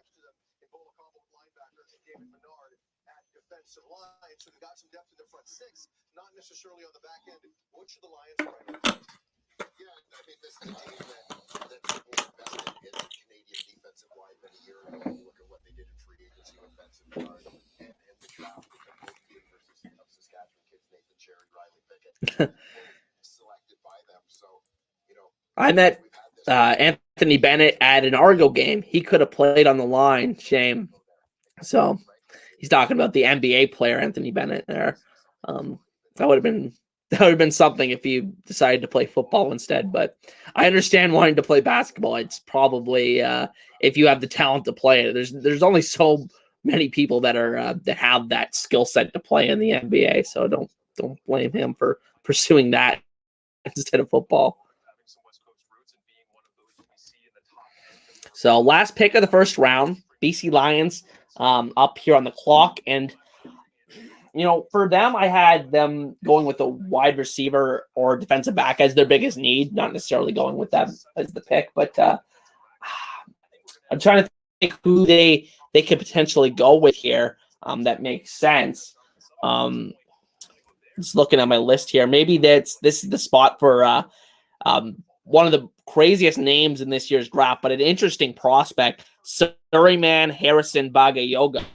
Practice saying that, guys, from the University of Guelph. He's a defensive back, and he's a guy that apparently will need the right scheme fit to have success at the next level, because he's a very specific press man corner. But he is a very long athlete that huge long arms that can really make talent evaluators drool. So I'm excited to see where he goes. Potentially he's a fit here for BC at this pick. Had a really good CFL combine from the skills testing that they did there.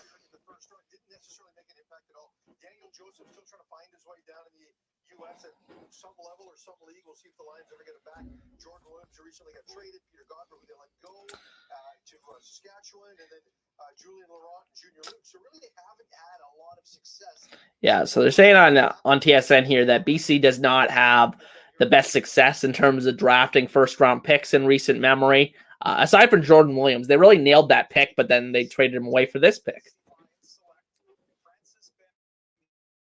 Defensive lineman, Southern Utah University. Ottawa, you're on the clock. With the 9th overall pick in the 2023 CFL Draft, the BC Lions select Francis Bemi, defensive lineman, Southern Utah.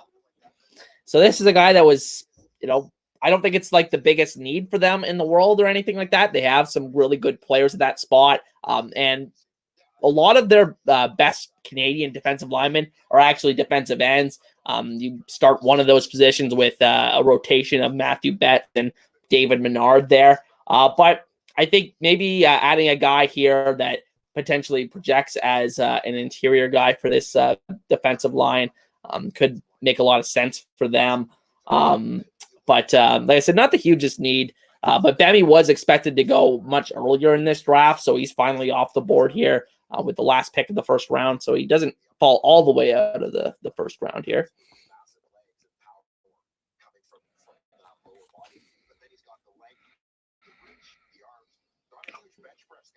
Whoops. That's me. And so a team that's going to play some Canadian defensive linemen, at least at one spot, potentially at two, as you add Bemi into the mix. I like this.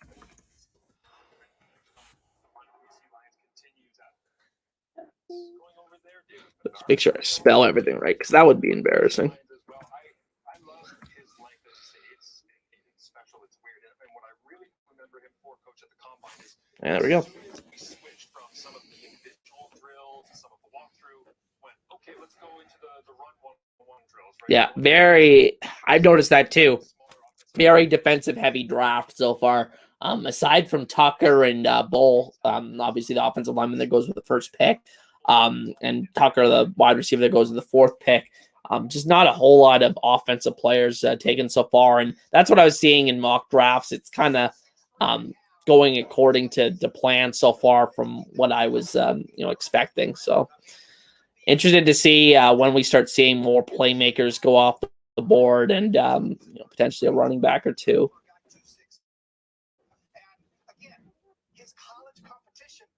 University of Utah.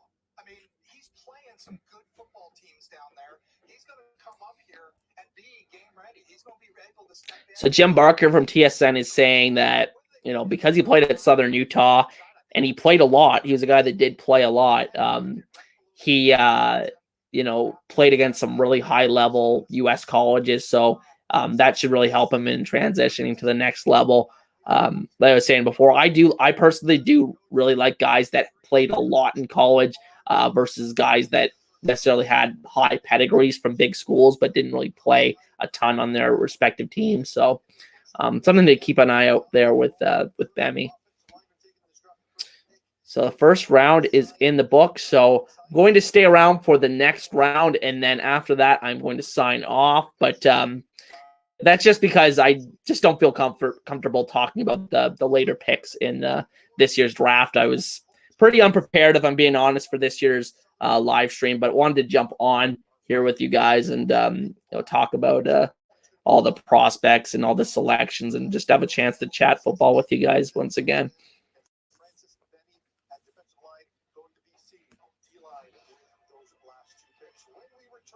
We're going to head back to the nation's capital, Ottawa, with 3 picks in the second round of this year's draft. Yeah. So I'm just going to look up the draft order quickly.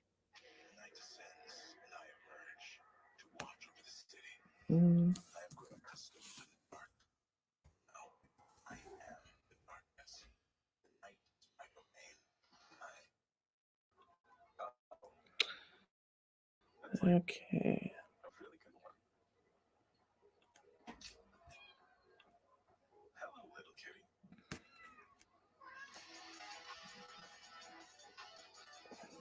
So round 2. So Ottawa has a lot of draft picks this year. When you're looking at it, so they pick here at number 10th, which is the first pick of the second round, and then they also pick at number 12th. So just one pick after that. So one pick in between that. So it goes Ottawa and then Saskatchewan at number 11, Ottawa again at number 12. Says there was a trade September 2nd, 2022 with Hamilton. And that pick had actually been traded a couple times, it says. And then number 13 is Montreal on the clock again. Number 14, BC has that pick. Winnipeg has 15. Toronto was 16. And then the 2 territorial selections at the end of the second round. If you guys don't know what that is, they are selections that basically you have to select a guy that's within your designated territory, so to speak. So guys that played either were born in that area or played in college in that area, I think qualify for those picks. So Ottawa and Edmonton, being the 2 worst teams in the league, have those selections this year. Kind of a weird thing. I've never really been a huge fan of it because the draft's pretty territorial as it is. Yeah, Darby says Ottawa 3 picks in the first round. Interesting. Yeah, very excited to see what they do with them. Because Ottawa, I'm really interested to see how they do this year. I think they are. I don't know how close they are because I don't know. A lot has to be seen with the quarterback position this year. With Jeremiah Mazzoli, can he, get back to that elite level that we saw back in like 2018, 2019 with Hamilton? And can he stay healthy after multiple knee injuries now in his career? He's getting up there in age. He's like 36, 37. So there's other older quarterbacks in the league, but we'll have to see how Mazzoli plays this year. But obviously adding more Canadian depth won't hurt this roster going into this season. And they're going to have to rely on a lot of guys that they brought in last offseason because I don't think they really had a lot of money to throw around this offseason, which is why they were pretty quiet in free agency. So I'm interested to see how Ottawa does. And yeah, I agree with you, Darby. It's going to be interesting to see what they do.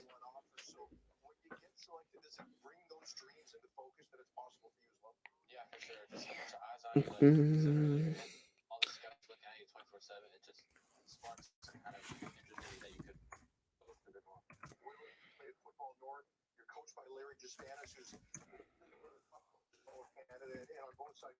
order in terms of developing quarterbacks. And when you look at the game Eli Hedlinger played in the first game in 2019, he was at the CFL Combine this year. Callum Wither at the University of Ohio. Nick Mahanich played last year's game, has a number of Division I offers. Do you feel close to that when you see what those guys have accomplished?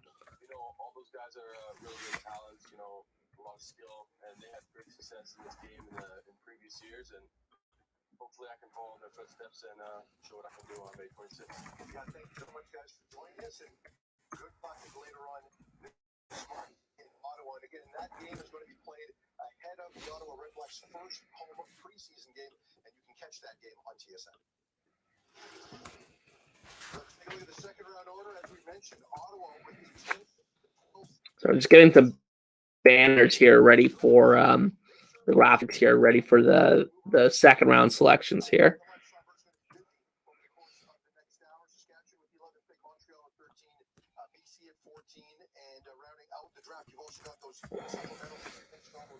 Actually, not supplemental, but rather a territorial pick, followed by Edmonton as well. And now with the first pick of the second round, 10th overall to Ottawa, here's Randy at first. All right, here's the pick for the first pick of the second round here. The Ottawa Red Blacks select Lucas Cormier, defensive back, Mount Allison University. Saskatchewan, you're on the clock. Selection here, a tough, high character player. Many people felt that maybe Simran Bagdiogo would probably be the top U Sports defensive back taken. We saw Jonathan Sutherland from NC go in the first round. It's supposed to be a good defensive back class. So, Dwayne, just tell us where Lucas Cormier fits in and what kind of an impact he has. Yeah, I find it interesting that Lucas Cormier ends up With the 10th overall pick in the 2023 CFL Draft, the Ottawa Red Blacks select. Excuse me, they kind of went off screen. They select defensive back Lucas Cormier from Mount Allison University. So a pretty highly selected guy from the AUS, which is the Atlantic U Sports programs out there in Atlantic Canada. Those schools generally don't see guys drafted too high in the CFL Draft. Obviously, Haynock Mwamba stands out as the gigantic outlier. Because he was the number one pick back in the day, but he was a generational kind of prospect for them.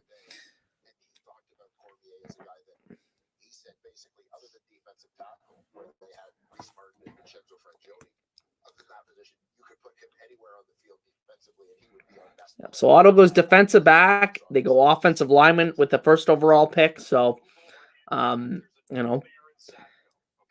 to think who they have at that. Excuse me. Trying to think who they have at that defensive back position. That and I from what I hear, Cormier was a guy that really did fit the mold of a guy that's going to be an instant plug and play guy on special teams. So those guys, like I said before, have just tremendous value in the CFL Draft and what teams look for. So welcome back, Noah. So we got Saskatchewan on the clock. As Darby said before, offensive line makes a lot of sense. So who was Darby saying before as a potential fit with that pick? Evan Florin from Queens or Philip Grohovic from the Montreal Western. Is from Western in the second round. Make a lot of sense. I agree with any of those selections. Addressing that offensive line early in this draft is a pretty big need, I think, for Saskatchewan. Get more youth in the building at that offensive line spot where they just really struggled last season.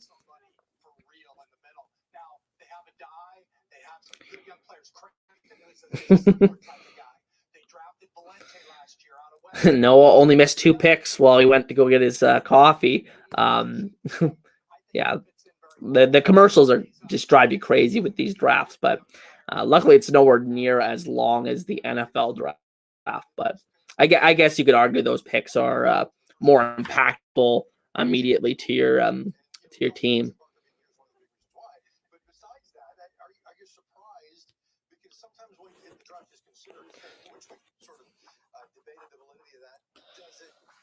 In terms of other positions that Saskatchewan could go, they addressed defensive line in the first round with Lake Corte Moore. So that was the other need I had for them.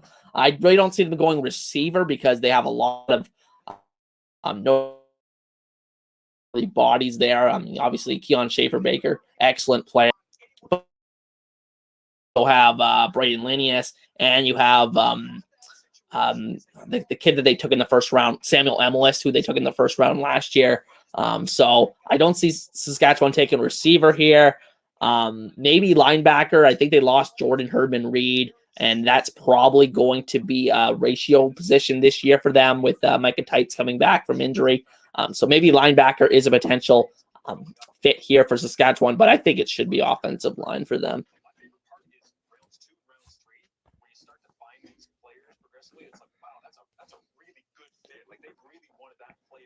System with their team and their culture, and I love that we started the second round with Lucas Cormier going to Ottawa because I think he is a perfect type of player to go to the Ottawa Redblacks and to have an impact for them in a variety of different. So Marshall Ferguson really likes the Cormier pick to Ottawa. He thinks just that perfect mold that they're looking for that on special teams.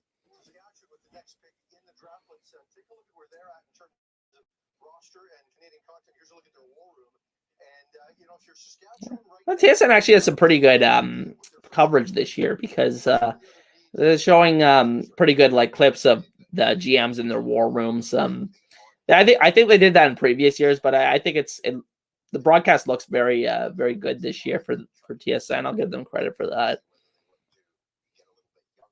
I'd like to hear from the players a lot more though.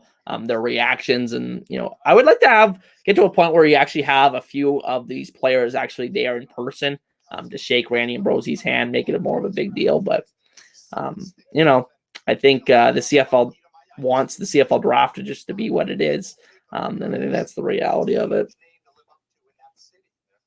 I do think safety is a spot these guys are going to go after. They got their defensive linemen.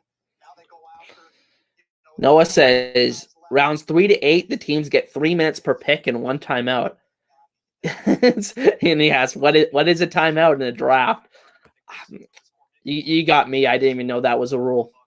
But I do know that, from experience last year with this live stream, the picks in the later rounds from 3 to 8 roll off the board so quick. I couldn't even keep up last year. So another reason why I can't really stay beyond the second round this year. Oh, he saw that on a Saskatchewan whiteboard. Yeah, I guess I wasn't paying attention for that. In the 2023 CFL Draft, the Saskatchewan Roughriders select Jackson Ford, defensive back, University of Regina. Ottawa, you're on the clock. Well, there you go. You're talking about the pressure Jackson Ford might find himself stepping into in Regina. With the 11th pick in the 2023 CFL Draft, the Saskatchewan Roughriders select Jackson Ford, defensive back, Regina. Yeah, so they don't even go offensive line or any of those positions I was just mentioning, linebacker or I forgot what other position I mentioned, but they go with defensive back here, which they spent a first round pick a couple years ago on Nelson Lacombo. Not too sure how much playing time he's actually got in the last couple of years off the top of my head, but they invest a very high pick in him. They draft another defensive back here in the second round, I should say. I should keep that in mind that we're now talking about second round picks here, but they go with a local guy here, in province player. Very typical in the CFL draft to see teams especially in the later rounds, favor more guys that are around their local guys. So I'm really interested to see if Jackson Ford factors into their plan. But I think that's a guy that was a pretty high performer at the combine. I remember seeing that name on a lot of lists. So at the end of the day, I do think this was a miss not addressing the offensive line earlier in this draft. So, that's what I would have done. Invest high picks in offensive linemen when that was such a disaster for them last year. But at the end of the day, they did what they're going to do, and they're take a defensive back here.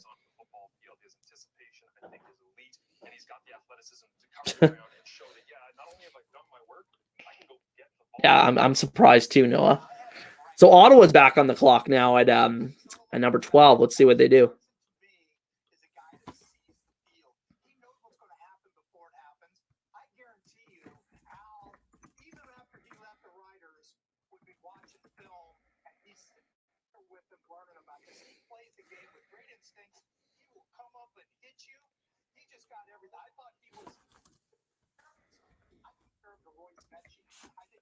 Similar. They both are physical, will come up and get you. Both like instincts. Jackson might be a tad faster, but height-wise, everything, they're almost close. Certainly, and like I said, everyone's going to know all about Jackson Ford's history in Regina. He's going to get a warm reception from the fans there, and probably a pretty good fit for him to stay home. When we come back, we're going to go back to Ottawa yet again for their third pick so far here in the draft in 2023.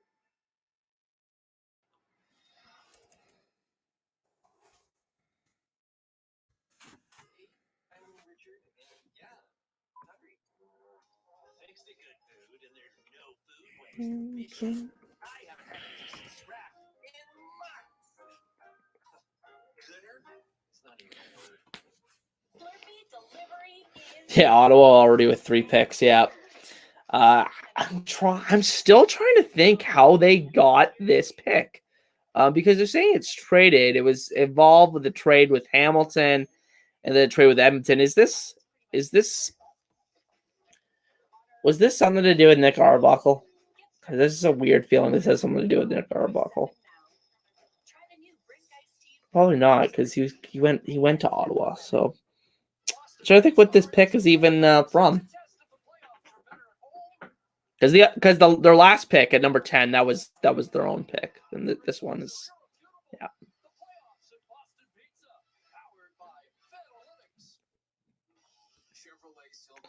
Yeah.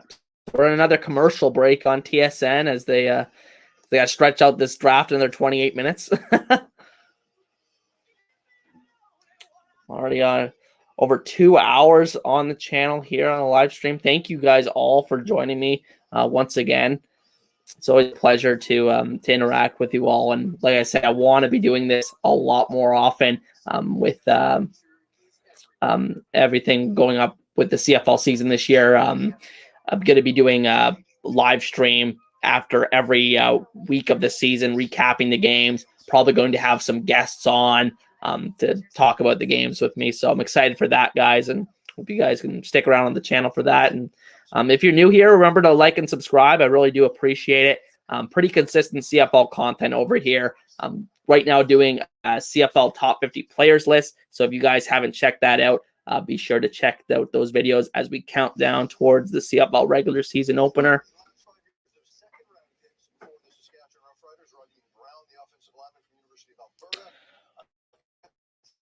What is Darby actually says, Ford is a defensive back linebacker hybrid. I like it. We were talking about this before. I think it's important to have some kind of versatility in the CFL, especially for those defensive back linebackers.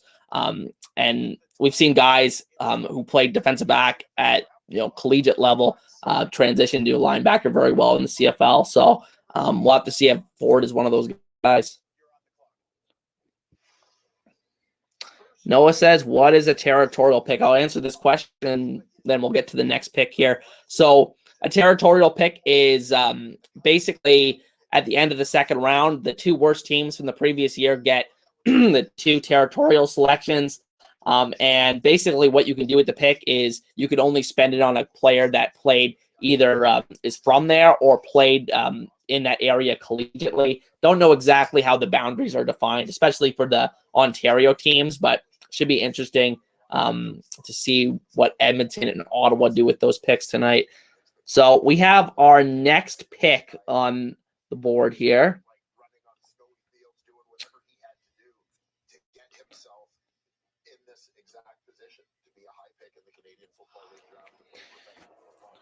With the 12th overall pick in the 2023 CFL Draft, the Ottawa Redblacks select James Peter, linebacker, Ottawa. So another local guy going to the Redblacks here after Saskatchewan takes their own local guy a pick previously, becoming more of a territorial kind of draft here. So it should be interesting to see how Peter does in Ottawa. A linebacker typically a position that fills a lot of big responsibility on special teams in the CFL. So interested to see how he factors into this team this year. If he's one of those players that is going to be on the team's roster this year.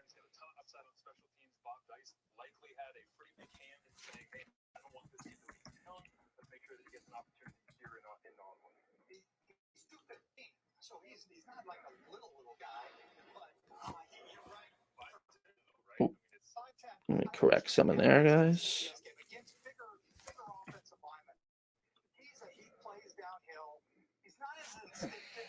Yeah, linebacker James Peter. And CFL's draft, CFL.ca draft tracker gets the players' heights wrong all the time. They're saying this guy's 5'1". There's no way he's 5'1". There's a major typo there. But yeah, they get issues like all the time. It's I guess it's probably a product of being a smaller league that doesn't have as many people like working on it at any given time. But I do see mistakes there all the time. Okay, let's see.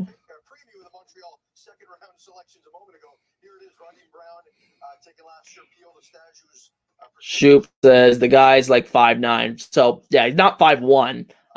He's still a short guy, but it's definitely not 5'1" like the draft tracker's saying here.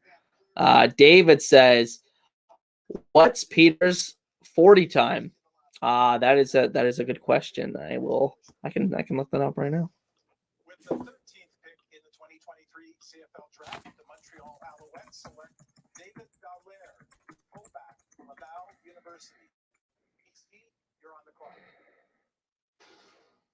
The first running back taken in this year's class, who was an RSEQ All-Star this year, and a versatile player. He can block well, he can catch the ball well out of the backfield, and he can also get it done when he's got to carry the ball. Never too soon to pick a fullback, gentlemen. Well, he's not from Western. I'd love to see this. David Dallaire, Cup champion with the Laval Rouge.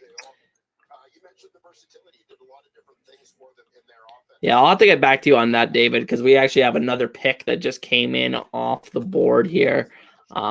So let's get to that right now.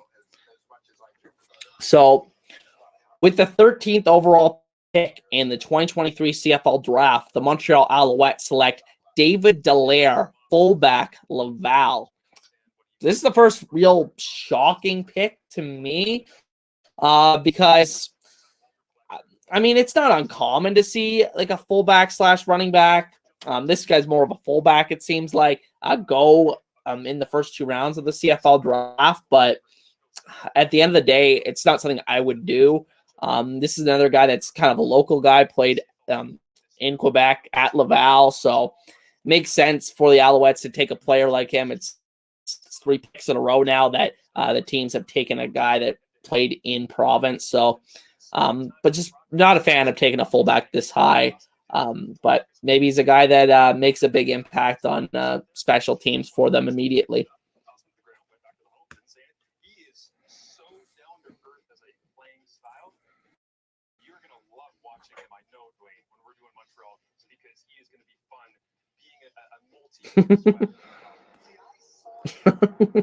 Fullback time, baby. Yeah, so you guys are shocked just like me.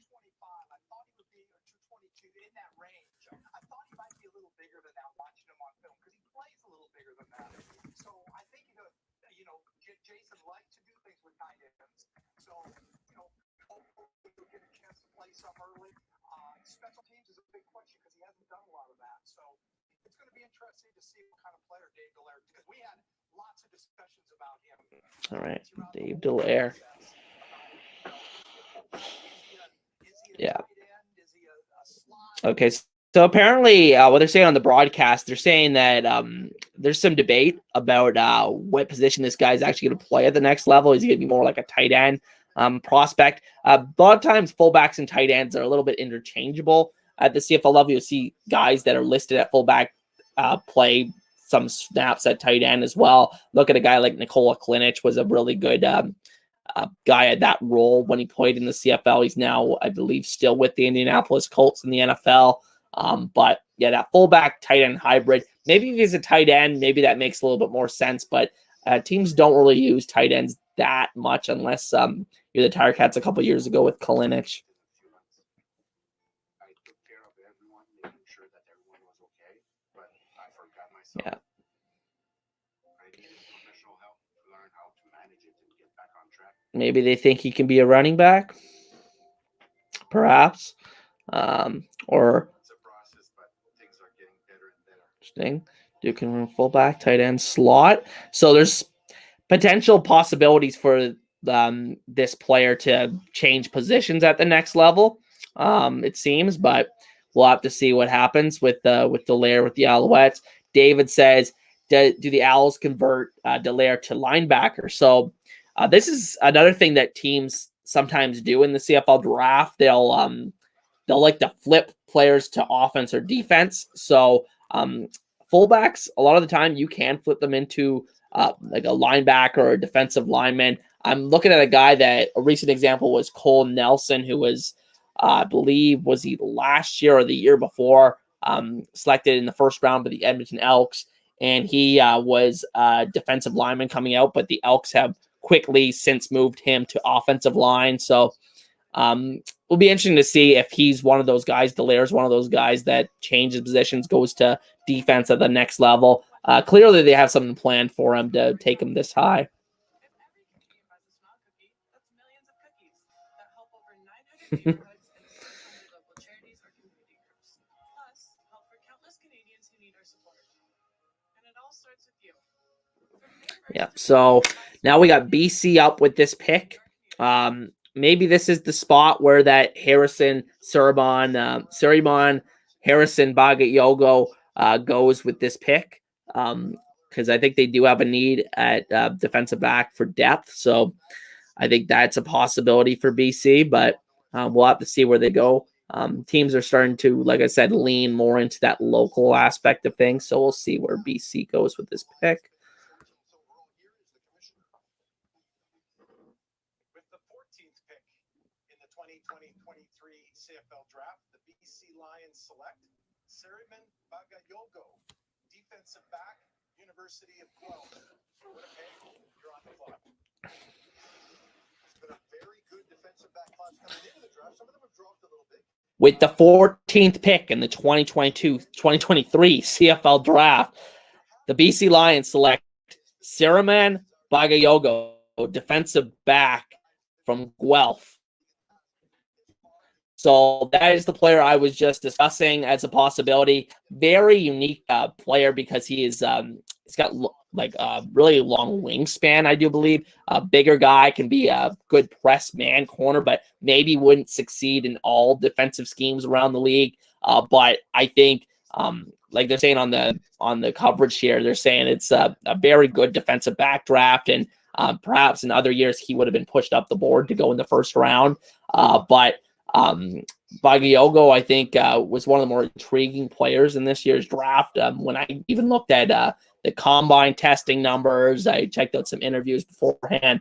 One of them was with 3 Down Nation. So I think that he's an interesting player here to go to BC in the second round, and fills a need for them depth-wise as well. Those guys. I just think, for me, what I loved about watching him coach him was natural foot speed, easy hip transitions, like a man corner as you would expect, being able to turn and run, walking on and say that, and turning it into a pretty amazing U Sports career with only 16 catches allowed, 1 touchdown allowed against him.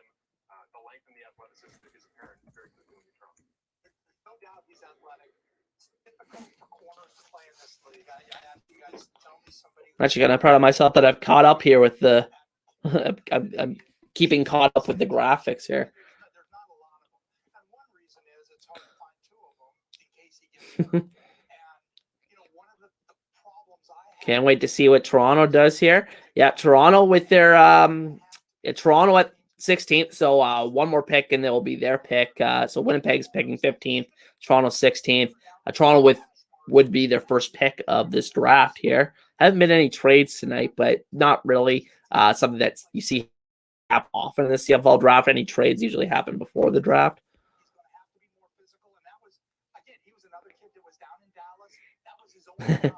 Gonna be tough on announcers this year. Yeah, I practice saying Bagayogo's name. So yeah, that was one of those names I was like, yeah, I gotta practice beforehand, or else I'm gonna really screw up on air.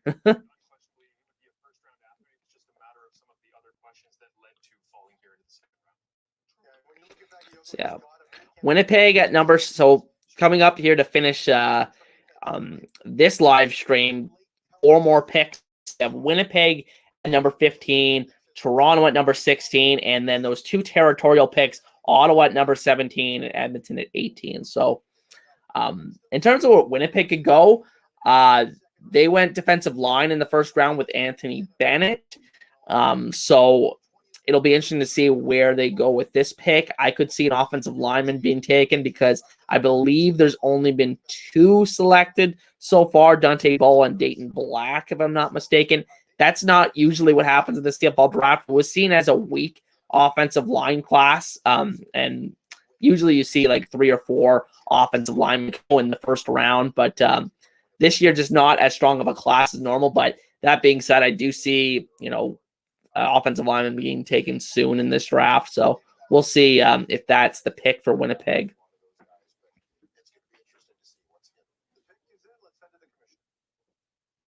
All right, here comes the pick. In the 2023 CFL Draft, the Winnipeg Blue Bombers select Jake Kelly, defensive back, Bishops University. Toronto, you're on the clock. All right. As you predicted, Marshall, we're seeing our run of defensive backs. So we're really seeing a trend here develop with defense in this draft. So with the 15th pick in the 2023 CFL Draft, the Winnipeg Blue Bombers select Jake Kelly, defensive back at Bishops. So Jake Kelly, this is a guy that, I'm even going to pull this up because I wrote down the top 5 finishers in all of the combine results at this year's combine, and this Jake Kelly, this guy finished in the top 5 on a lot of these drills. So in the 40-yard dash, he finished tied for 3rd with a 4.56, very respectable 40, good athleticism for the CFL level. For the vertical, he finished 1st with a 40.5-inch vertical jump. Obviously the best in the class, like I just said. And then Jake Kelly also finished 5th in the broad jump with 10 feet, 2.5 inches. So again, all the measurables outstanding on this guy. Bishops, you don't really see too many great players coming out of traditionally, but this is a guy that his testing numbers were just too good to ignore. Excuse me. I got losing my voice here, guys. And then in the 3-cone, he also actually ranked 2nd with a 6.91, only behind Bagayogo, who goes a pick earlier. So you're seeing a lot of defensive back go here in the 2nd round here. It's very defensive heavy draft, like one of our viewers was saying before.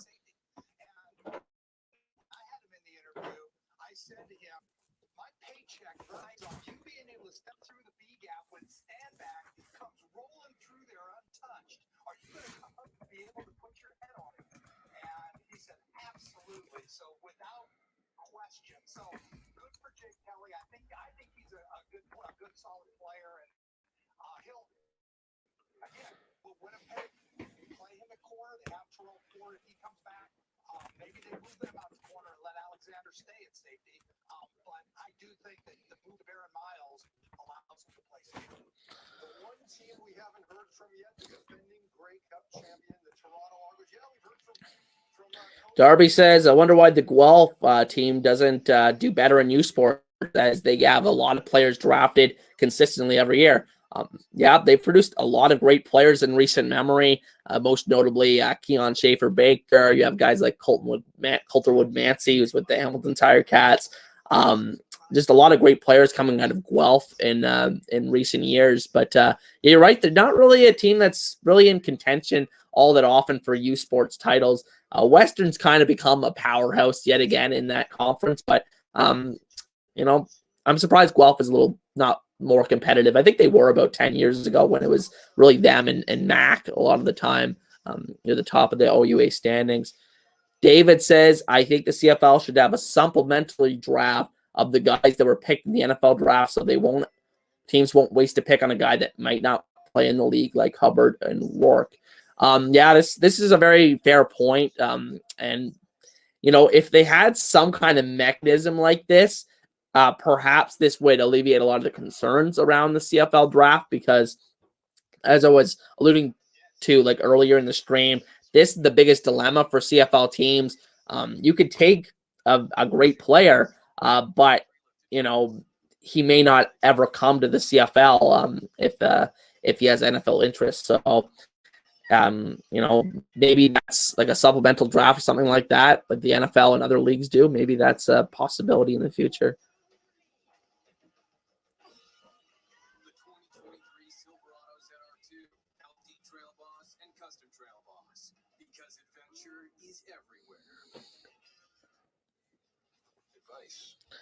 So number 16, the Toronto Argonauts, the defending Grey Cup champion Toronto Argonauts.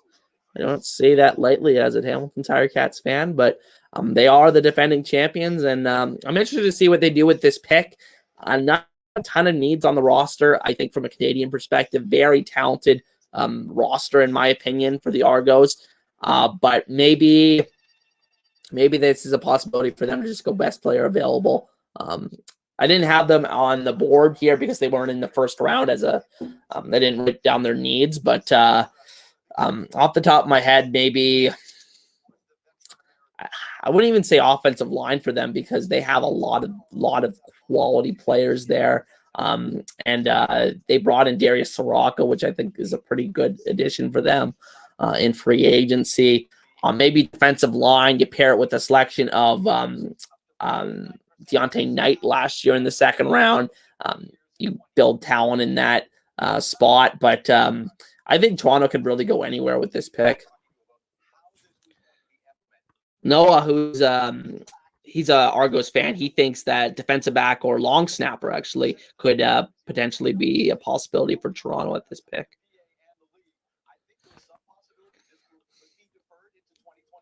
So Modu says sometimes you need to pick the committed guy versus the top prospect.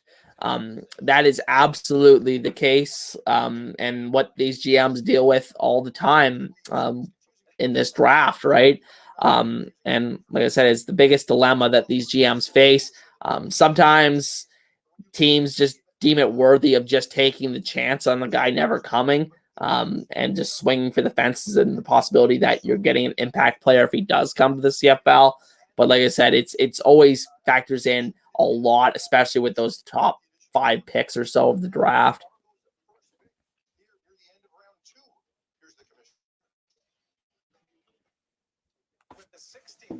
Here's the next pick. CFL Draft, the Toronto Argonauts select Jared Wayne, wide receiver, University of Pittsburgh.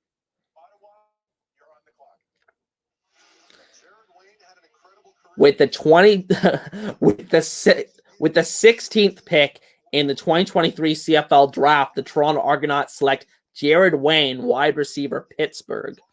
And this is a player that a lot of people were mocking with the first or second pick of the draft before he signed with the Houston Texans as an undrafted free agent. He's another one of these guys that's on the NFL radar, so that's a consideration. So, you know, the Argos take a swing at this guy, a guy that a lot of people had ranked very highly. And I kind of like it for the Argos because they didn't really have any immediate needs. This is a good spot to take him, and you're not investing a first-round pick in Wayne. It is their first pick of the draft, but I don't mind this so much for them because this is a higher potential player that if he does come to the CFL, this is probably a slam dunk pick.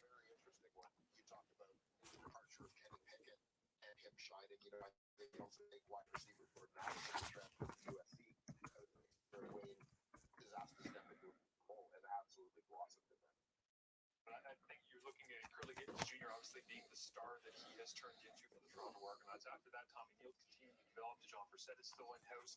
And So what does everybody think of the Argos going wide receiver? doesn't have necessarily the blow the complete top off. Yeah, so Noah, the Argos fan, he I guess he didn't know that he signed with Houston, but you know, that's you know, there's the possibility. Sometimes, like I was saying before, it's you never know with the undrafted free agent signings. Usually, if a guy gets drafted in the NFL, then you could be pretty sure he's not coming because he's going to get that, you know, guaranteed money from that original rookie contract. That usually persuades them not to come to the CFL, even if they flame out pretty quickly. But I think undrafted free agents, you never know. They could get cut right at training camp and be with your roster this coming year. Darby thinks he likes the Wayne pick. He thinks if he comes, it will be big for them.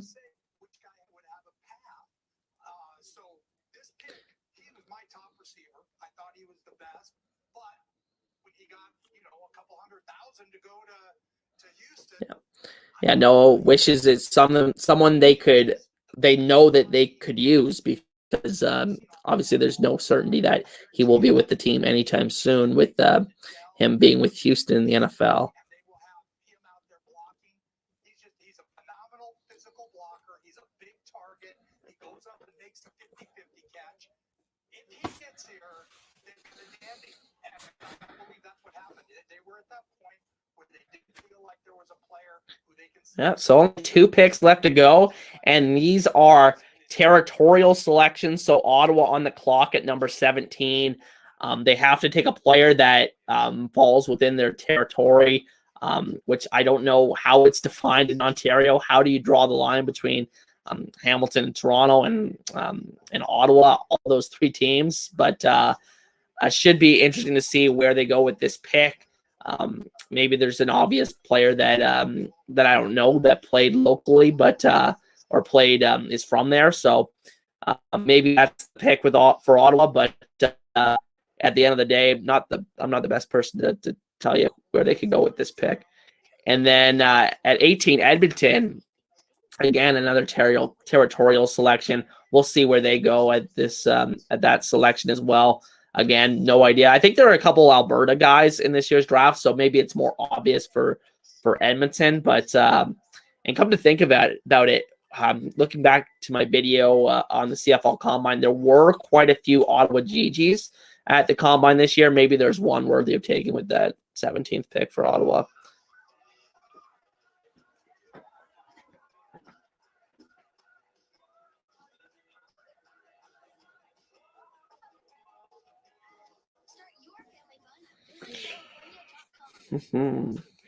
Yeah. So I think this is the last commercial break, and then they'll finish up the draft. They'll finish up the second round of the draft, and then I'll be signing off here. As a reminder, I'll be only doing the first 2 rounds of this year's CFL draft. I did the full thing last year, but I really struggled to keep up and give you guys proper analysis of the picks. So I, basically all I could do was announce them. So at the end of the day, that's why I've decided to only do the first 2 rounds this year. But I will be back with live streams in the very near future on this channel. And I really appreciate you guys all for joining me for this very long stream. 2.5 hours we've been going here. Still 11 people watching. Give yourselves a pat on the back, guys.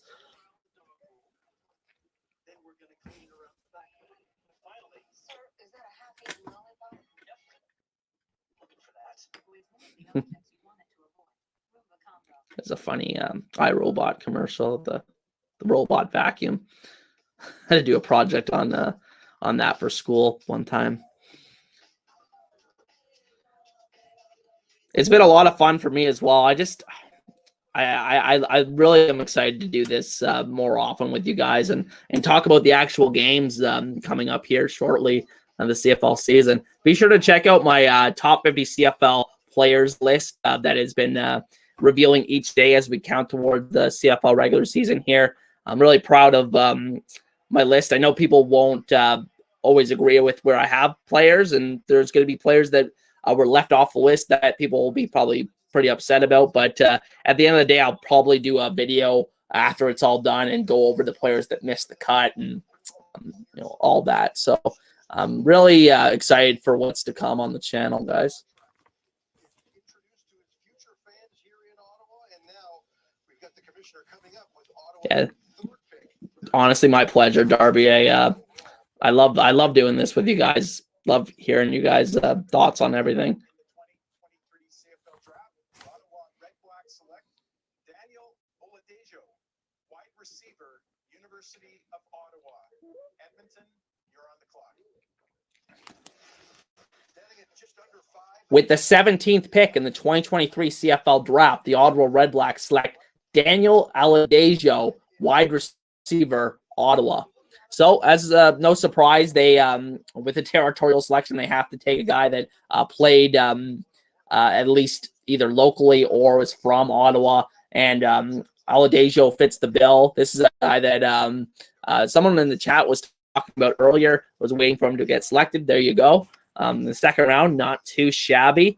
So Ottawa adds to that wide receiver core, which honestly, they don't really have a world beater in that receiving core as a Canadian. So I like Nate Bahar. He's a decent player, but I don't think he's necessarily, a star in this league. So there is room for a talented player to potentially break in and have more playing time here in Ottawa's receiving core, and maybe Oladejo can do it.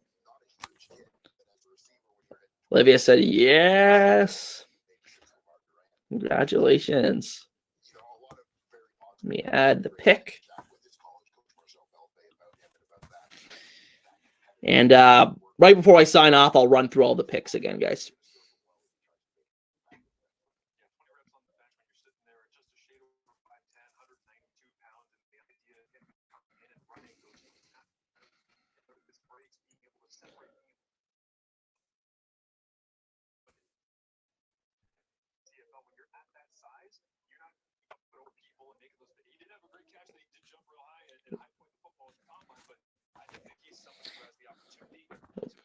Name is so long it can't even fit the whole the whole thing on the screen.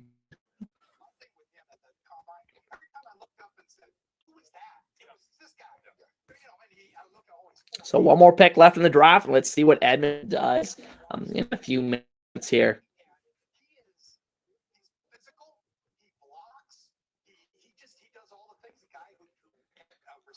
One thing I will say about Jim Barker, he does bring some good energy to the panel. He is genuinely excited about what he's talking about.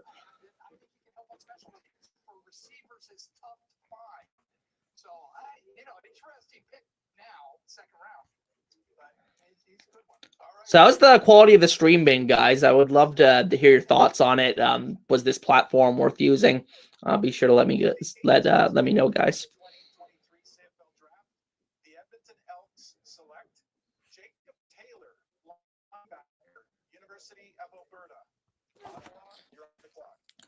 With the 18th pick in the 2023 CFL Draft, the Edmonton Elks select Jacob Taylor, defensive back, Alberta.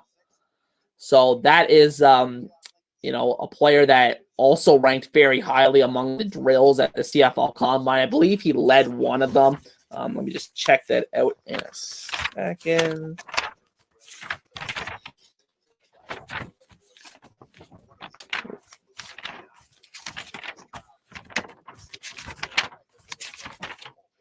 So, Jacob Taylor led the CFL Combine in the broad jump with a 10-foot, 11-inch broad jump, and ranked very highly in a lot of other drills as well. So this is a guy that was a great athlete. He's a great athlete, and we'll have to see if he makes an impact with the Elks. I did think they could use another body at that position, so that made sense. You do have Scott Hutter there, who did really well for them last year as the starter there, but I think depth behind him makes a lot of sense. So very interesting. Very interested to see how Jacob Taylor does with the Elks.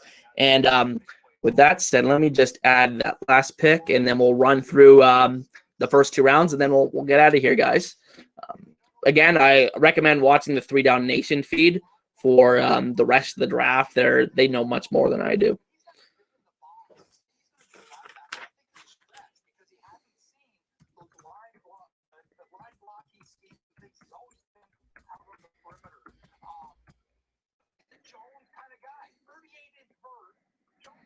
All right.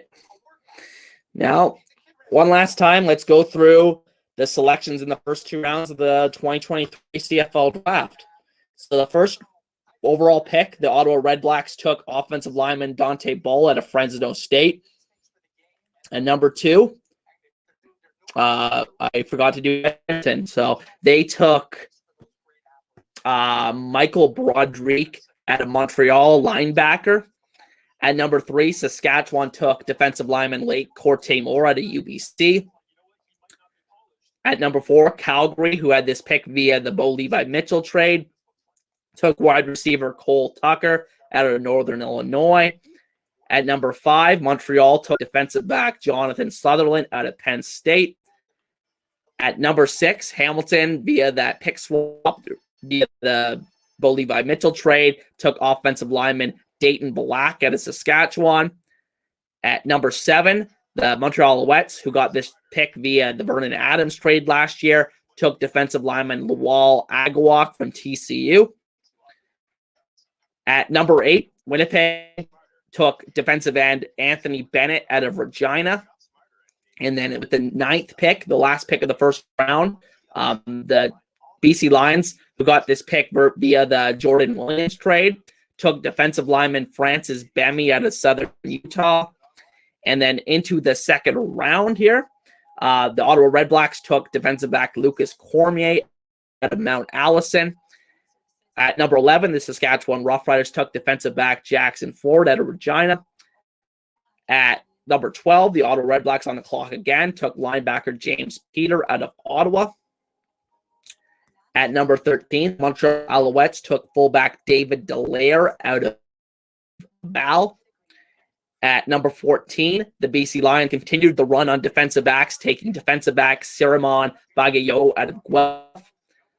At number 15, the Winnipeg Blue Bombers took Jake Kelly, defensive back out of Bishops.